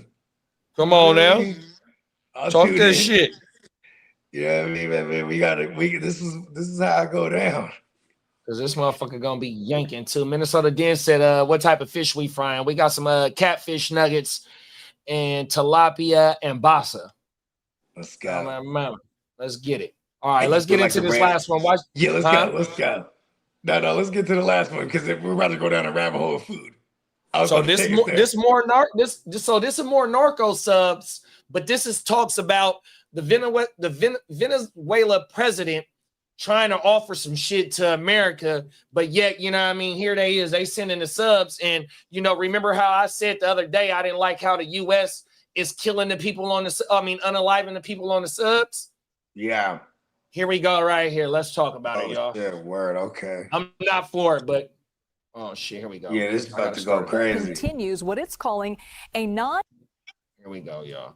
Meanwhile, tensions between the U.S. and Venezuela are mounting as the U.S. continues what it's calling a non-international armed conflict with drug cartels. For weeks, the U.S. Navy has been targeting Venezuelan ships they're blowing them up, carrying drugs into the U.S. with the most recent strike on Saturday. U.S. Attorney General Pam Bondi was asked about the legality of these strikes today while testifying on Capitol Hill. Regarding Venezuela, what I can tell you is Maduro is a narco terrorist, and we announced I announced $50 million reward for his capture to bring him to this You ain't gonna country get him. to face charges. He is currently under indictment in our country. Drugs coming from Venezuela are killing our children at record levels. For more on this, let's bring in Vanda Felbaugh-Brown, the senior fellow at the Brookings Institute. Vanda, thank you so much for being with us. You've said before that these strikes are not an effective way to prevent drug trafficking and instead could be a way for the White House to put pressure on the Maduro regime. To what end, though? Even the first Trump administration defined as its core policy in Latin America an effort to bring down the Maduro regime, which is a vicious authoritarian regime, no doubt about that. It didn't succeed in the first term, and while we did not see the same articulation as in the first term of trying to end the regime, we are certainly seeing a lot of indication that the Trump 2 administration is still defining that as a very crucial policy. And we have now seen both the language about Maduro as a narco-terrorist and the designation of the Tren de Aragua, a criminal group that originates out of Venezuela, as a narco-terrorist group. Now, Vanda, the White House is calling the drug runners, quote, unlawful combatants. And the wording there is important because it's also what President George W. Bush, during his administration, used to describe al-Qaeda. So what other parallels do you see between these two conflicts? Are there parallels? The Trump administration is certainly trying to draw the parallels. Now, the big difference, of course, is that in the case of al-Qaeda, we had not just the attacks on the United States, on the U.S. homeland, but we also had a congressional congressional designation permitting the targeting of al-Qaeda and its various affiliates. And as the subsequent global war on terror took place, there were many questions as to who was actually a legitimate target. We do not have any similar congressional. Let's stop right there for a second, right? Yeah. So under the Bush administration, bruh labeled al-Qaeda, whatever is the technical term, and we can understand that. You know what I mean? Even though they be feeding this propaganda, they labeled him a terrorist. You know, even though we in America, they be labeling, giving us propaganda on why they want to go start a war and shit like this, That's right? a fact. So Trump done labeled these motherfuckers that's moving drugs. Of course, we don't want this shit here 100%. Some motherfuckers do want this shit because they like to relax how they like to relax 100%. But the motherfuckers that's really transporting this shit, we call them the busy bees, right? So why are they getting blown up though, bro? And that's what this lady talking about is like, you know what I mean? Of course, you know, the Al-Qaeda, we got to go push the, you know, PTI, press the issue on these motherfuckers because, yeah, they the ones that's taking claim for the 9/11 and shit like that and all other shit that didn't happen, you know, in the 90s and the 80s, you know what I mean? 100%, you know what I mean? So look, I understand that, but these motherfuckers that's moving this work, like, bro, they're getting forced into this situation and the screen is on pause on shit that they blowing up out the water, bro. Yeah, they just fucking, that it's cold, bro. Like, and then when you have an agenda, right? Here it is there. Like, you know, these are, I mean, a casualty, you know, the casualties of war, casualties of an agenda, whatever the fuck they categorize. Oh, yeah, for sure. It's just like, look, bro, it ain't nothing. So we got these subs. So this like these subs is coming. Hey, what side of South America is Venezuela? Is that on the? That's on the, South America. That's yeah, South but what America. side though? Is it like? Is it on the Pacific side or is it on the other side? Well, you got me. Because this motherfucker going straight up to where we at. You know what I mean, to deliver that shit. But where we just seen the other shit in Venezuela's by Brazil, I believe. That's. Yeah, man. I'm so bad geographically, bro. Yeah, I was very good at geographically. I fucking had a brain fart. I had a brain fart. I'm good at math, bro. And it's to the east. Oh fuck. These motherfuckers ain't posing no threat. Like, look, bro. I didn't seen so many narco subs get hit to where the Coast Guard, man, you know, they'll draw down on them and shit like that, but they ain't trying to bust a weapon on them motherfuckers. We trying to get this shit up off Venezuela the street. is northern South America. Oh my mama, appreciate you, bro. 100%. Yeah, so they get to the water. It's bordered by Colombia also. So and it's west of Brazil. And south to the you nailed that. Oh, so it's on the west side. It's on the west side of South America then. Yeah, That's why it's going straight up. Because they will have to go all the way down the peninsula, and they say that's the worst water, some of the worst waters, because that's down there by Antarctica and shit right there. You know what I mean? All that water hella rough. That's why they made the Suez Canal, so you could just cut through that bitch. Yeah, because the Colombia. Oh, that's why this shit right here in Venezuela. We seen that canal. Hold on, that canal they made, that should go through like what, South America? Yeah, it does. Yeah, through I remember watching something about that shit. Like they went through. Does it go through like? It's in Central America. The canal is in Central America. That way they don't have to go all the way around the tip of South America. But my thing is that's why we're seeing this shit from Venezuela come up towards us. You feel me? 100%. Like, but the thing is, even though it's coming up this way and it might get into America waters, why are you blowing this shit out the water? Out the water though, bro. Let's finish this shit. Because the motherfuckers is playing Battleship. Hey, they got the little other sub. They got the American. What are they blowing them out the water with boats or our subs? Man, nah, they hitting them from above. Hitting from above. See, whole world. Look, let's finish. Let's see what she talking about. Okay, yeah. Let me go back a few seconds.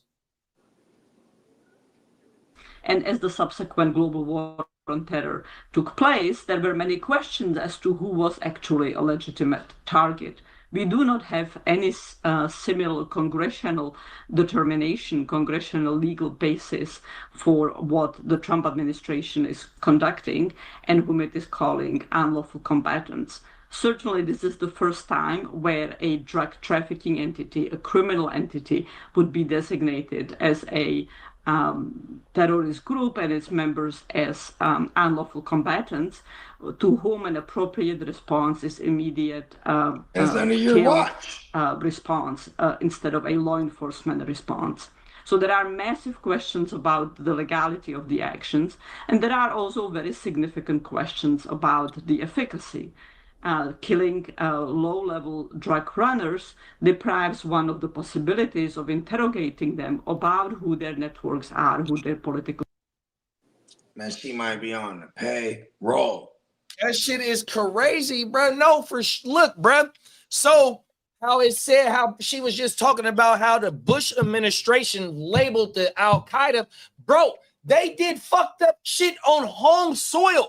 She talking about these motherfuckers that's delivering in drugs. Bro, they ain't even low level, bro. They ain't even part of the motherfucking cartel. They get forced into this shit. Why are you blowing these motherfuckers out the water? She just said, why blow them out the water when you could just pull up with law enforcement? That's why the Coast Guard is there. Like, come on, man.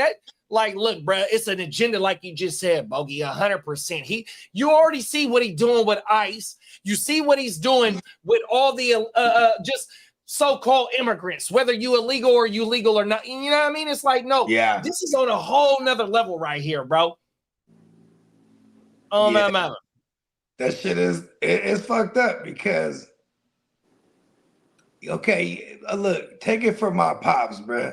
Shout out to my pops. He would always be like, when I was a kid, he would always be like, man, you don't know how good you got it. He's like, my pops told me that a lot too. He'd be like, back at home, Oh, you want Oreos? Okay, give me 1 second. Okay, close the door. Thank you. Mimi's the bold one. All the other ones know not to bother me when I'm doing the show. Mimi's like, I want Oreos. Hold on. She's the real Bogart. She is. Hey, look, the other ones, they're all Bogart in their own ways. But this one, Bogart's the Bogart. Anyways, right? So look, my pops used to always remind me, like, listen, he's like, man, you don't know how good you got it. Where I'm from, in the third world country, Dre. He don't even say third world, he said third world, because he can't say THs, right? In the third world, Jay, that'll disappear you real quick. Oh, man, you got the third world is different. No, and you know what's the most significant about the third world is because they make sure that you realize who got the money and doesn't. You know what I mean? It's classes, like it's straight up. You don't got it or you're balling. There's no in betweens in them third world countries like that, bro. See, Philippines, they're coming around. You know what I mean? You know what I mean? But when you go out, you know, in the main cities, you know what I mean, like Manila, the main island, shit like that. You go around the other joints, though, it's still savagery. It's the third world. It goes for real. down anywhere, anytime. Even the Manila is just like a second world for real. You know what I mean? Like there's actual categories for real. You know what I mean? Yeah. Hey, look, Dave Chappelle, he's married to a Filipina. He said this one time, he's like, he has this bit where he's like, I went to my wife's home country. Mark? Yeah, he said he was talking about how the freeway was crazy because first of all, the freeway is just savage. Okay. You know what I mean? The freeways where you drive on the sides, all the shit, you're just going. You know what I mean? Get to where you're going. So he's like, we get to where we're going, we exit off. And he's like, now we're in the low-lows. He's like, I've seen low-lows. I'm from the low-lows. You know what I mean? He's like, I'm from the ghetto. Come on now. He's like, this is different. He said he pulled off. He said, butt-ass naked people just in the fucking the fire hydrant because it was knocked over. They're just showering. He's like, whoa. He's like, this is different. And then, you know what I mean? What was crazy when I'm watching this bit though, because my dad used to always tell me, he's like, man, you know, he's like, in the third world, Jay, it's different. He told me this story. This one always stuck with me. There's a big ass, like some kind of not an anaconda, but like a crazy ass snake, a python, long ass joint. Pause. Yeah, I can't go there. I can't go there. I'm scared of snakes. He said the joint comes up out the sewer. And then right. Then they tell everybody. So then here comes all the uncles and all the dads, right? They come out, whoa, kill this motherfucker immediately, chop his head off. Then they make a double out this motherfucker. They make a what? A double. Out the snake? Listen, adobo is a style of cooking. You know, vinegar and garlic and soy sauce, and you put any kind of protein, you simmer it. That's adobo, pretty much. Like you ever go to Chipotle, they'll have adobo chicken. You know what I mean? Yeah. It's a style. Okay, right? I got something for you. You make a double out of everything. You feel me? So boom. I got something for you right now, Bo. I got something for you. You better appreciate where you're American. That's what you tell me. You got it good. Watch this shit right here, Bo. You can. He said like this. You can go to the store and buy food. Hey, here goes some third world country shit right here. Watch Okay, this let's shit. go. This some third world country shit right here. We got about 30 seconds, maybe a minute of this. Yeah, hold on. You want to go get the Oreos? All right. We'll play this shit when he come back. So there's some third world country shit right here. Matter of fact, we'll let it play and then I'll rewind it. Watch this shit, y'all.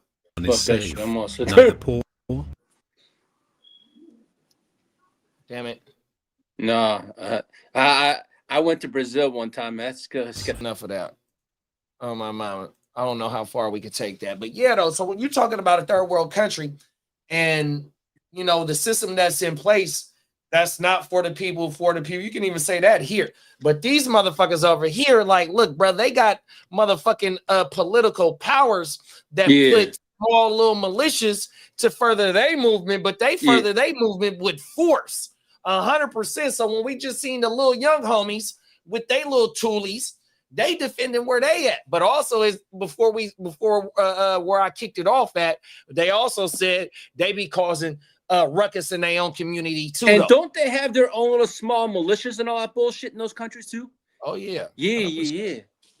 On everything, so you got because you got so many political divides. You know what I mean, everybody's not for what's in the power play right now. It's in what's in store for them. I mean, like even in The Godfather, bro, like how one fucking Michael went to Cuba to go fuck with Hyman Roth. You know what I mean? He kept bringing up the militia going against the motherfucking army. They rather take their lives, whether it be just him and one of the armies, but they trying to make a point. You feel me? 100%. And that's why Michael was like, nah, I ain't with this shit, bro. 100%. You know what I mean? And that's how it be, bro. They trying to make a statement out there because they not for how the motherfucking people that's in play or in the power play with the strings that they pulling. 100%. Because like in Cuba, they lined up with Russia, right? So back when Russia in the Cold War, the motherfuckers is communists. They say China like communists. What we say, go. You feel me? Like, man, hold on. Bro. It's crazy because China, they're the ones that's doing it the slickest though, bro. Cold world.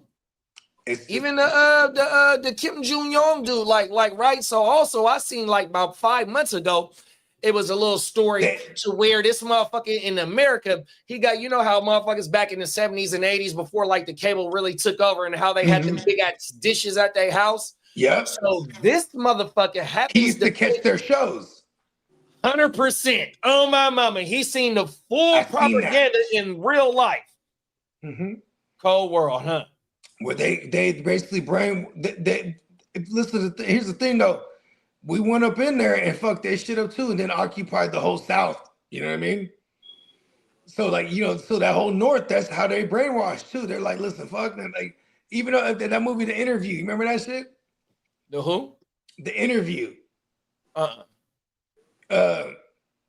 What's Brad's name? Seth Rogen. The funny that dude, the weed smoking motherfucker. Yeah, that motherfucking Pineapple Express, ain't he? Yes. So him and Anne Franco, they did this movie, right? Called that motherfucker is super bad as the police. Yes. That's my guy. Right. And then Franco in Pineapple Express, he's the tree man. Right. Okay. So Franco, he plays this dude who does interviews, like high-level interviews. This is before like Vlad really blew up and shit, but Vlad was already around. But like, imagine like a Vlad, right? Right? So it's like he played like a Vlad kind of type of dude, and then he's gonna go interview Kim Jong-un. So now the CIA and the government, they're like, listen, you gotta do this. They want to give him a fucking woo-wop to kill him, bro. Oh wow. Yeah, like a thing on it. You shake his hand, and then it'll fucking put the thing in him, and he'll die. You know what I mean? But right, but the dude's a big fan of his show. But still, look at this. So they do his whole movie, and it's comedy, bro. But it's also really dark. It's dark comedy, right? But anyways, this motherfucker was so hot. He said, bro, that movie better not come out in American theaters. So then Netflix picked it up. You know what I mean? Oh, wow. Yeah, just like this, probably like, I don't know, maybe 12 years ago, 13 years ago. That's but crazy. Yeah, that shit was funny as a maybe like 11 years ago, 2014 maybe. Yeah. Funny as a motherfucker, bro. Cold but they are, bro. He didn't like that shit. Kim Jong-un, he was like, fuck that. He's like, you put that shit out in American theaters, it's a wrap. Yeah. I'm gonna press the button. I'm gonna do something, I'm gonna press something. I haven't seen anything about Emmanuel Wilson. Oh my mouth. Yeah, go ahead. okay, Read the comment. All right, yeah. Smokey the Cat says, what's up, guys? What's up, Smokey? Smokey! What up, guys? Back with the question on Josh Jacobs. Potentially out. Would Wilson be a decent play? Question mark. My running backs are shat. My RB2 is Henderson, and I don't know if Emmanuel Wilson would be better than Henderson.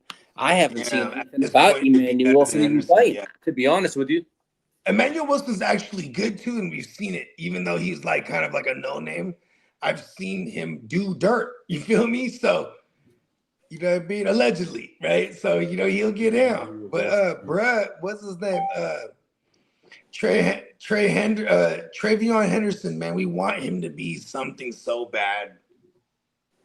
Like, it's just like they're playing the Saints this week too, who haven't been a terrible run defense at all. Like, the Saints have been like grimy this year, bruh. It's kind of fun. But yeah, the record doesn't show it. But yeah, it's not like they're, you know what I mean? So I just don't. I would go with Emmanuel Wilson here. If they say there's no Josh Jacobs, it's Emmanuel Wilson time, bro. They really got nobody. Him and Brooks. Yeah, that's all I got. Yeah, I think so. You're right. Let's take a look on that. I think Marco had a question for us too, and it was up here. My bad, y'all. I had to go grab me another. And Marco said, "Hey, stashing Humphrey and or Tucker." Then the next question was from Marco, and what do you think about starting Chris Moore this week? It's gonna be kind of tough now with Marvin Harrison Jr. starting. Go ahead, baby. Go to the bathroom. Chris Moore. Chris Moore is Moore. Yeah, I mean, if there's no Debo. Oh, okay, my bad. Okay. Yeah, he's for Washington. He scored. I want to say he scored. I want to say he scored last week. Well, in Washington, who's the guy to pick up most is over freaking CMC's brother, right? CMC's brother, this guy Chris Moore. I want to say he scored last week. I want to say they got Jalen Lane involved as well, but I don't think it was too heavy. You know what I mean? So I don't know if I want to start here. Matter of fact, I'll pull it up, bro. I mean, Emmanuel Wilson only had one. Last week was rough. Oh, excuse me. Let's get this shit started because the games do start at 6 in the morning tomorrow. Emmanuel Wilson had 11 yards last week. Yeah, but fucking old boy. If he doesn't, he's a game time decision. Yeah, only reason why he had 11 yards is because Jacobs. He went crazy last week. I want to say he finished as a top 5 RB last week. Who am I looking for? Chris Moore. Chris Moore. Here we go, right here. Yeah, 3 for 5, 46 yards and a touchdown. He was the wide receiver. He actually won me a matchup last week too. It was crazy. But he does have Dallas. That's a smash play. 12, 13, 14, 16, 17, 18. He had 46. He had he was wide receiver 21 on last week. Yeah, he was. Yeah, that's what Sleeper has. 46 yards and a touchdown. Yeah, and he had what? 5 targets, 3 receptions for 46. I don't know if I want to start him. I don't know if I. Yeah, but he has Dallas though. That's a smash play. Yeah. Still got, what did Zach Ertz do last week? Because he popped up on the top. I can look at Ertz right now. Tight end. And Ertz is questionable to play too. Yeah, Zach Ertz had 6 for 6, 43 in it, and he scored as well. And Dallas is friendly at giving up points. Yeah, to the Dallas is ass against the tight end. 100%. So I don't. Ertz hurt right now? He was questionable to play. Ertz. Yeah, Ertz was questionable. He playing, bro. Oh yeah, he's gonna go, bro. The questionable for an old guy is okay. Yeah, so I just don't feel comfortable of throwing. And the only thing that saved him is Chris Moore. Yeah, the only thing that saved him is the TD because he had 3 receptions for 46 yards. So in other words, he's touchdown dependent. So 4 points for the yard, 4 points for the yard, and 3 points for the receptions. If the tight end, if that touchdown didn't save, what did Jalen Lane do? Huh? What did Jalen Lane do? If you want to do a dart throw over there against this match, he didn't pop up on the top 36. Okay, so Jalen Lane, but did he pop up at all? Pause. He had he got some touches. 37 yards. Okay. That's the guy I'd rather play over Chris fucking Moore. Yeah, because the TD saved him. Yeah, and this guy, even though he only had 2 targets, now he's getting more acclimated. If we don't have no Debo, that especially, I'll be like, okay, Jalen Lane, because I'll show y'all what I'm looking at too. He was one of the training camp darlings. He was one of the preseason darlings with, no Terry McLaurin. It was him playing that role in the preseason with Jaden Daniels in the lineup. So, you know what I mean? So here you got Chris Moore right here, 3 for 5, 46, 15.3 per catch and 1 tutty. So the the receptions, 3 points. The 46 yards, 7.6 points. Then you got the TD, which is another 6 points. So the TD is damn near what he got just as in his receiving game. You feel me? So it's like, look, bro, are we comfortable firing that up this week? Especially if we definitely need the win, 100%. So if he's not being active, and I'm gonna bank on if hold on, what time is that game? Because is it an early game or is it the afternoon? Now that I don't got the schedule. Lee, you got the schedule Lee, pulled up for week 7? For week 7, I can tell right now. Hold on a second. And then you also, so look, you got Ertz right there as the tight end 5, 6 for 6, 43 and a touchdown. 100%. Yeah, I got the schedule pulled up. What you need on the receiving? Then you got an extra 4. Go ahead straight to the Cowboys. What time's the Cowboys Commanders? That's a 3:25 game here in Texas. Okay, so it's the afternoon game. Okay, because the reason I'm saying this is because you might have to have contingency plans, right? If not, I have a situation where man, I got a Debo. I might need to just make a big boys. It's not a big boy. It was easy to say Debo. Actually, what you say? Debo had a heel?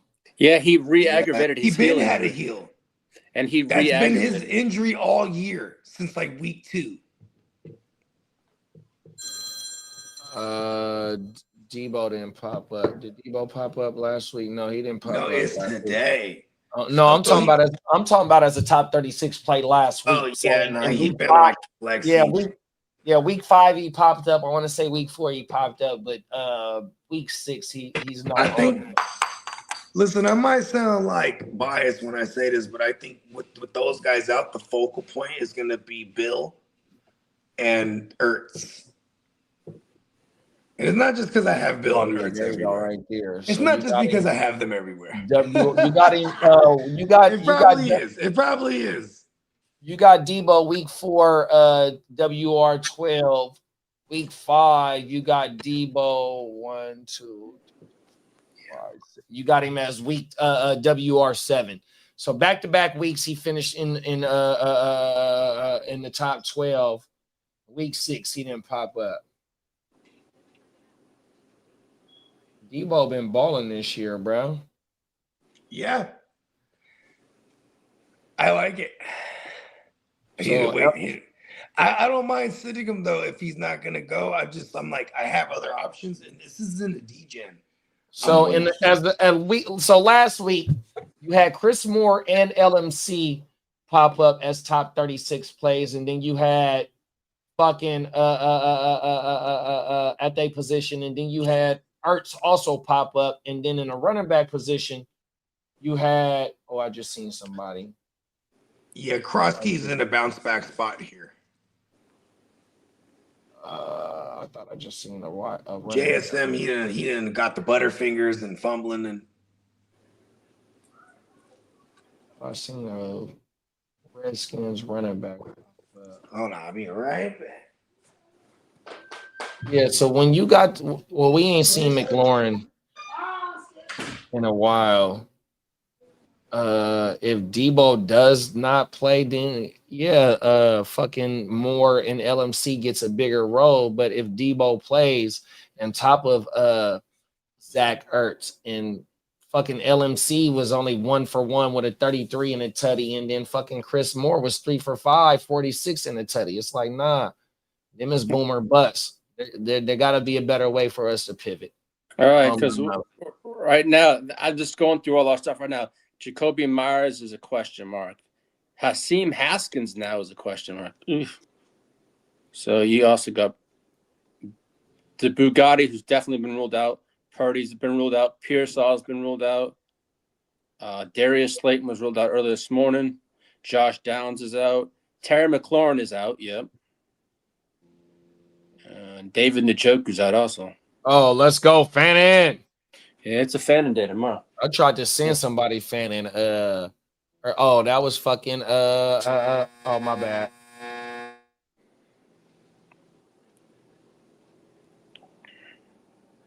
Let me go turn the dryer off. I'll be right back.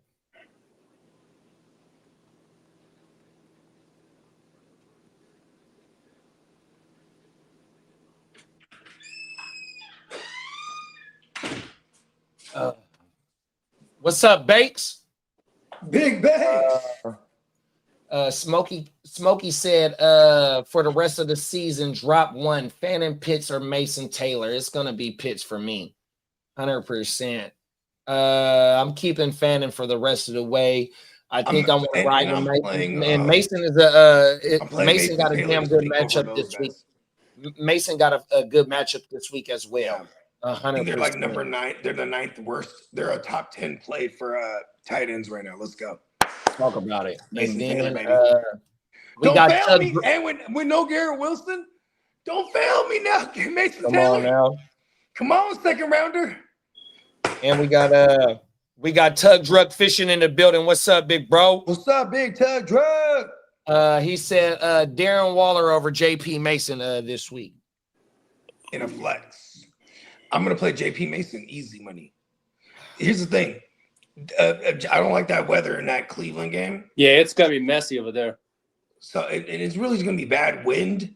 That's what you don't want. So and ironically, they've been using Darren Waller in the outside on the perimeter as a receiver a lot. He's played 40% of his snaps last week out on the perimeter as a receiver, a wideout.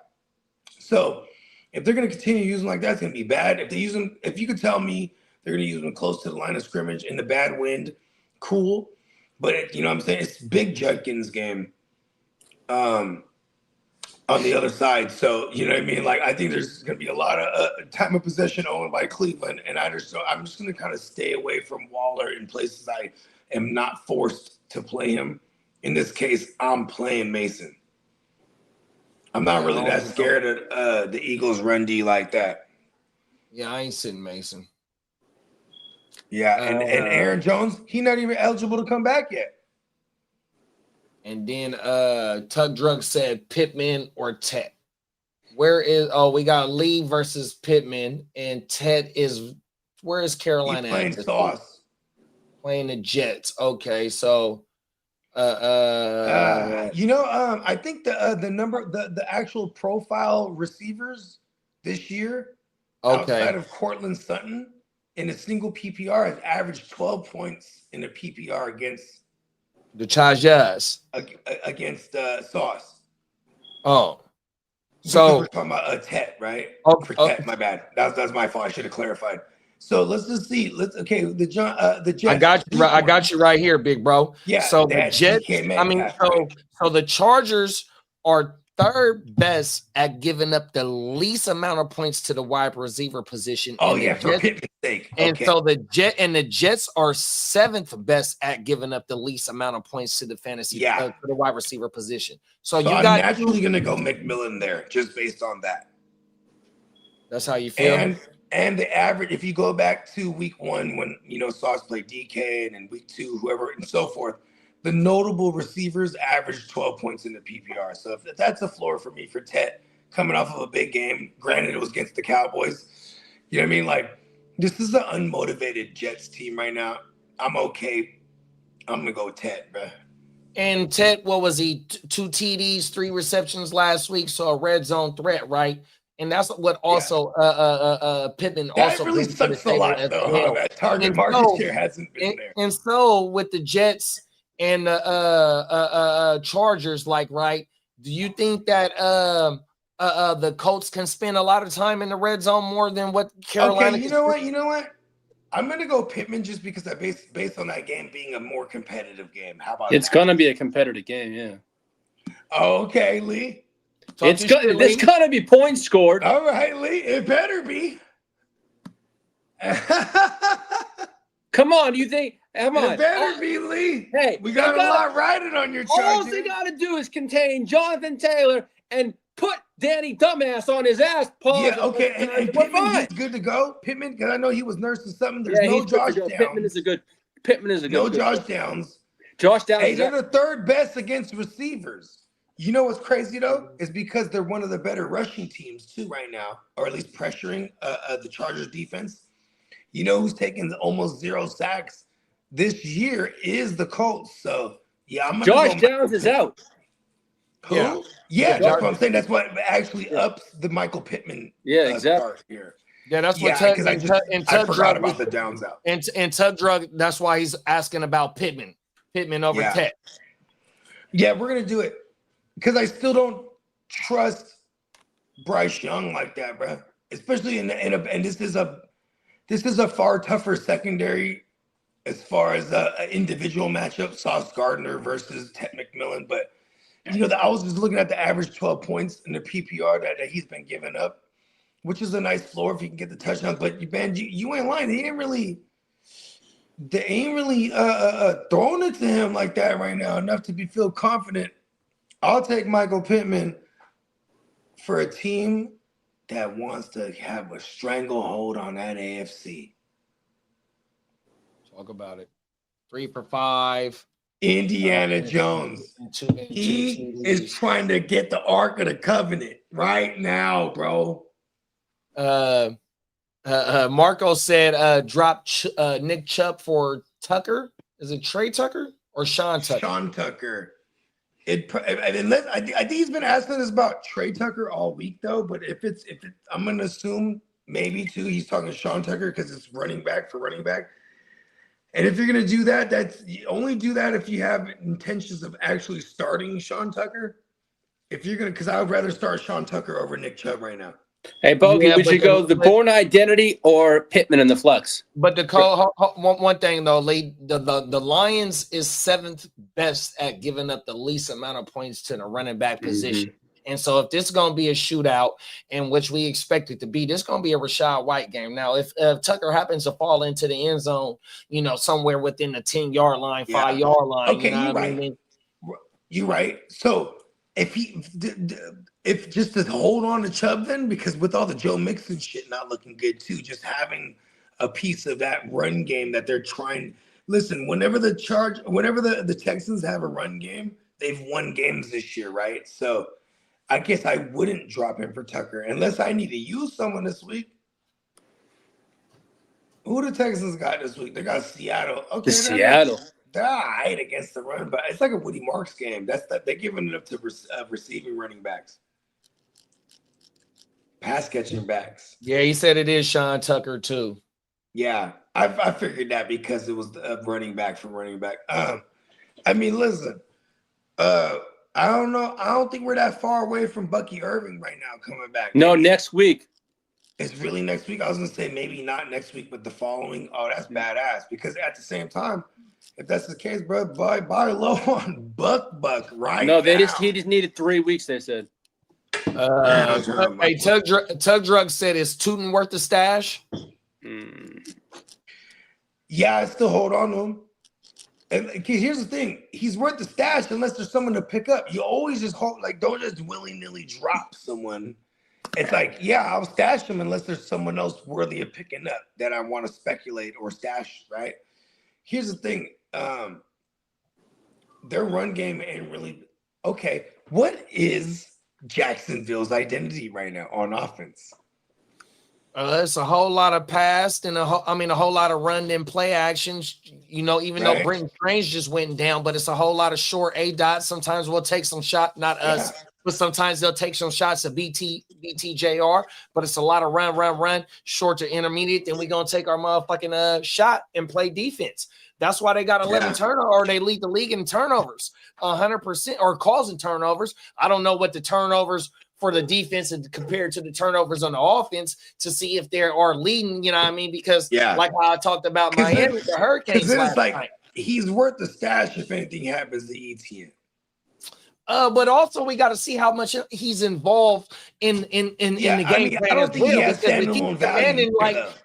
I'm not starting no Tootin unless I'm in a real bind or like a 14 team. Well, he's just talking about a stat. So compared to Kendre Miller, the last 3 weeks, Kendre Miller was like at 10 to 10. Kendre Miller. That's somebody that you want to add. Now, if Tootin ain't getting involved in the offense, then that ain't nobody that you want to stash because, you know what I mean? You also got LaQuint there, and I don't know if LaQuint doing anything, but He doing return shit. If Etienne goes down, that means it's going to be a timeshare because fucking Tootin ain't involved in the game plan as of right now. But if Kendre Miller is getting 10 carries a game and they ship out Alvin Kamara, we know what time it is because he's already involved in the game plan as of right now. That's a fact. And so if I'm gonna drop Tootin, it's gonna be for someone though. You know what I mean? Facts. It needs there's gotta be like okay, like if there's just like a Jordan Whittington or something right now. Well, it was drop Chubb. It was drop Nick Chubb for Sean Tucker. So if there's what else is on the wire though? That's the main question. Yeah, because then I'm gonna hold on to Tootin, and if I want to do the Tucker thing, yeah, I'll drop Chubb. But like Tucker's a rental too. Chubb might have mainstay. He might have mainstay like a long lastability here, like as a French flex guy. In a positive game script, Woody is not non-existent. Yeah. You know what I mean? At least that we've seen so far with this tandem of Chubb and Woody. Pause. Come on now. Oh my mama. So look, bruh. Y'all Lee, let them know what we got going on tomorrow, big bro. We have the last British game, and it's the great motherfucker quit. Hey, is the game in Tottenham again, bro? It is at Wembley Stadium tomorrow. Wembley. So what soccer team play? Oh, is that the tennis stadium? We got the Jaguars and the Rams. Wait, isn't Wembley tennis? No, Wembley is the large pause stadium where the soccer matches are. So what team have like the FA Cup finals? I thought Wembley was the rack. Man, we bring the racket like Wembley, bro. Wembley. That's like where they have the big soccer matches, like the championship matches. Hold on, what's Wembley where they play the tennis then, bro? In like Boston? No, that you're thinking of Wimbledon. That's Wimbledon. Wimbledon. That's what it is. That's what it is. That's it. What's that called? Oh, freak! But is that in the UK? That's in the UK. Yeah. Oh, duh. Yeah. Okay. Oh no, they got the French Open. They got the French Open for tennis. My bad. Okay, Lee. Oh my mama. He was right. Oh yeah, look, we gonna be at Wembley Stadium tomorrow, man. 6 a.m. West Coast time, 8 a.m. Leeds time, 11 a.m. East Coast time. If you fucking with the fantasy football, come fuck with us, man. Tomorrow morning. Fuck with the GWN. We finna get this bitch cranked up. Yeah, Wimbledon's played at the All England Club at their tennis place. That's what it is. Yeah, there it is, B. Oh my man, bringing the racket. Yeah, come on now. Join us very early in the morning. Then we got a 2-week break, and then we go back to Marco's country. And you doing some fishing? Are you doing some fish and chips type joint today too, JD? Nah, it's nobody's doing the fish all balls. Deep fried, baby. Okay. Oh my mama, you know what I mean? We taking it to you know what I mean? How taking it to the streets. I didn't want to say that, but yeah, cold. You know what I mean? You know, the real fish fry, the cookout light type shit. We're gonna break out the propane light type thing and have the motherfucking oil in the woo wops, you know what I mean? JD's gonna be grilling and chilling. Oh no. It's all deep fried. We frying and flying. I gotta go help clean up here in a second, but you know what I mean? Other than that, you know what I mean? That's why I've been indulging early. You know what I mean? They're gonna do the frying. Yeah. Yes, because you know why? When it comes to frying things, I be sober. Come on now. Frying's all different. But I'll be the one to make sure that shit is defrosted to the max. Come on now. That way that shit ain't exploding on me. It's happened to me. Be lit though, man. It's gonna be lit just like how we gonna be lit in the morning, man. So I've been indulging early on these motherfucking claws, these Kirkland claws, right? But I'll be able to fight that off instead of fucking with the woo wops that way, because I'm gonna be up. Like I said, I'll be in the studio about 4:35. I'm gonna see. Tomorrow, you know what I mean? We'll be there. We gonna be lit, man. Somebody take us home, man. Oh, You already first know of all, Neon. head on over to There you go. neonpeacockmerch.com. Get your t-shirts, get your pillows, get your sweatshirts for the fall. Let's fucking go. There's 35% off the whole site. $13.95 tees. Let's fucking go. We'll see you tomorrow morning. Yeah, fellas. man. It lasts advantage of it right now. We're gonna take them. We'll Hey, we're see gonna you. take them. Let's Hey, go. we're gonna take them home with that new shit. You see? Hold on. Let's get this shit right. Yeah, get So the I new need y'all to shit. go over and look in our. Hold on. Let's make things move. Yeah, we're gonna make this shit shake. So you see the Chargers Power Hour right there. Y'all go tap in with Big Bro. He just fired episode up 3 last night, 100%. We got a new motherfucking outro, intro like song. We had to go switch over here to promote the new shit. Look, man, Chargers Power Hour, episode 3. New And you get segment 4, the haterade. And you get a double dose. Hey, Yeah, man, we need like a 30-minute haterade segment. I ain't gonna lie. Big Bro went crazy on the haterade. Yeah, for like segment. 30 seconds. Well, And hey, I need I gotta 30 minutes. I gotta get some No. more. You're gonna see HR because Hey. you're getting mandated for 30 minutes. segments. You mean I'm getting a medical I absence? need 30-minute segments. Man, hold on, pause. Whatever you were saying there. You 30-minute segment of the sugar-free haterade segment, bro. We need all of it. And then give me money. And then you got to also realize, like I said, we fired it up with yesterday we fired it up with the intro on both shows, the new intro 100%. So we're going to take it out with this motherfucking new shit. Bogey and Peacock just cooked up 100%. Bogey said he had that in the archive, but it sounded like some new shit to me 100%. That's how that motherfucker make timeless music. Come on, bro. Brother, you know what I mean? So I'm a time traveler. come on now, talk that shit, bro. So look, click that bell button on the GWN or wherever the fuck you found us at, man. We gonna kick this bitch off. Down to the heart to start, man. 100%, man. We out here grinding. You know what I mean? Shout out to the whole GWN crew, man. We thank you for rocking with us, man. Pull up tomorrow, man. We getting this bitch cranked off before the whole sun come up. gang. And the Guru Nation. Let's go. Guru Nation. And we got Papa Guru as the prime time player. Oh my mama. Look, Yeah, man, that's come how on, you our know crew's this. dope right That's now. how you know this GWN shit is real. Because what the GWN stand for? Man, it's just the Gen Wealth Net, the generational wealth net, now. that is. We got generations on this motherfucking network already. Come on now. Come on, man. We're slanting global wide. Global wide with generations. You've been in this around for bitch. centuries, Lee. Come on now. Yo, we have. Hey, well, Lee been around since 1886. He taught us that's right. I've been Hey, from look, the hey, Bones 1880s invented to you. the 1990s. No, it ain't no. You said 1886. No, big bro. listen, he might have got, we reprogrammed him. He doesn't know. Yeah, that's all that was. Yeah. He had to get updated He to is that the IOM. he is from the archives. I had to take those motherfucking G-Bo. Come We'll on see now. y'all in London.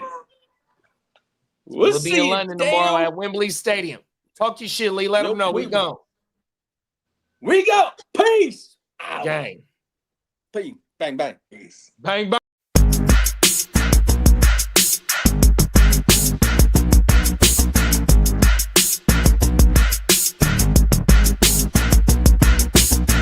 I can make things move. I can make things move. I said quarterback shit when I said I said quarterback shit when I'm under the center. Game plan sick, talking under the weather.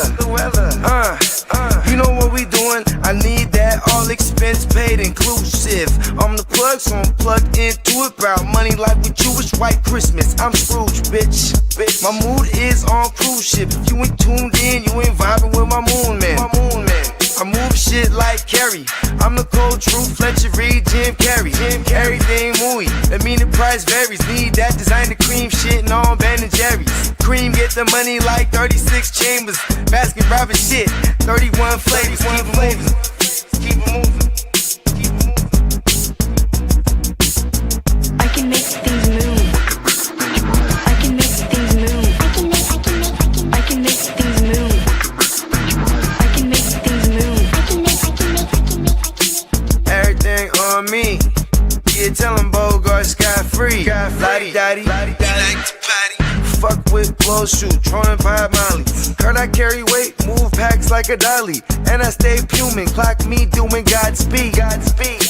Business booming, back-to-back trips, moving multiple units. Got mules, got universal soldiers, getting money for sure. Yeah, we ain't shrugging shoulders.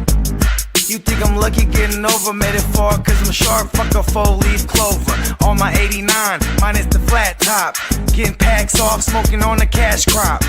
Money talk, if you're broke, then you can't talk. Play a never-ending ball game, Sandlot. I can make things move. I can make things move. I can make things move. I can make things move. Getting money when I land there. Smoking all loud so I can't hear. And if your boys bring the noise, all y'all pussies getting scraped pap smear. Codeine got me leaning, pizza. Put your boy on point, pyramid of Giza. I'ma rock like this till I'm an old geezer. No pizza parlor, but we deliver pizzas. Ask Uncle Sam, I'm taxing. Look, my no hands telepathic. I can make things move, I'm carefully calculated when I make these moves. I run shit, don't let me get loose. I'm all about my decks, trying not to get goosed. Keep it moving.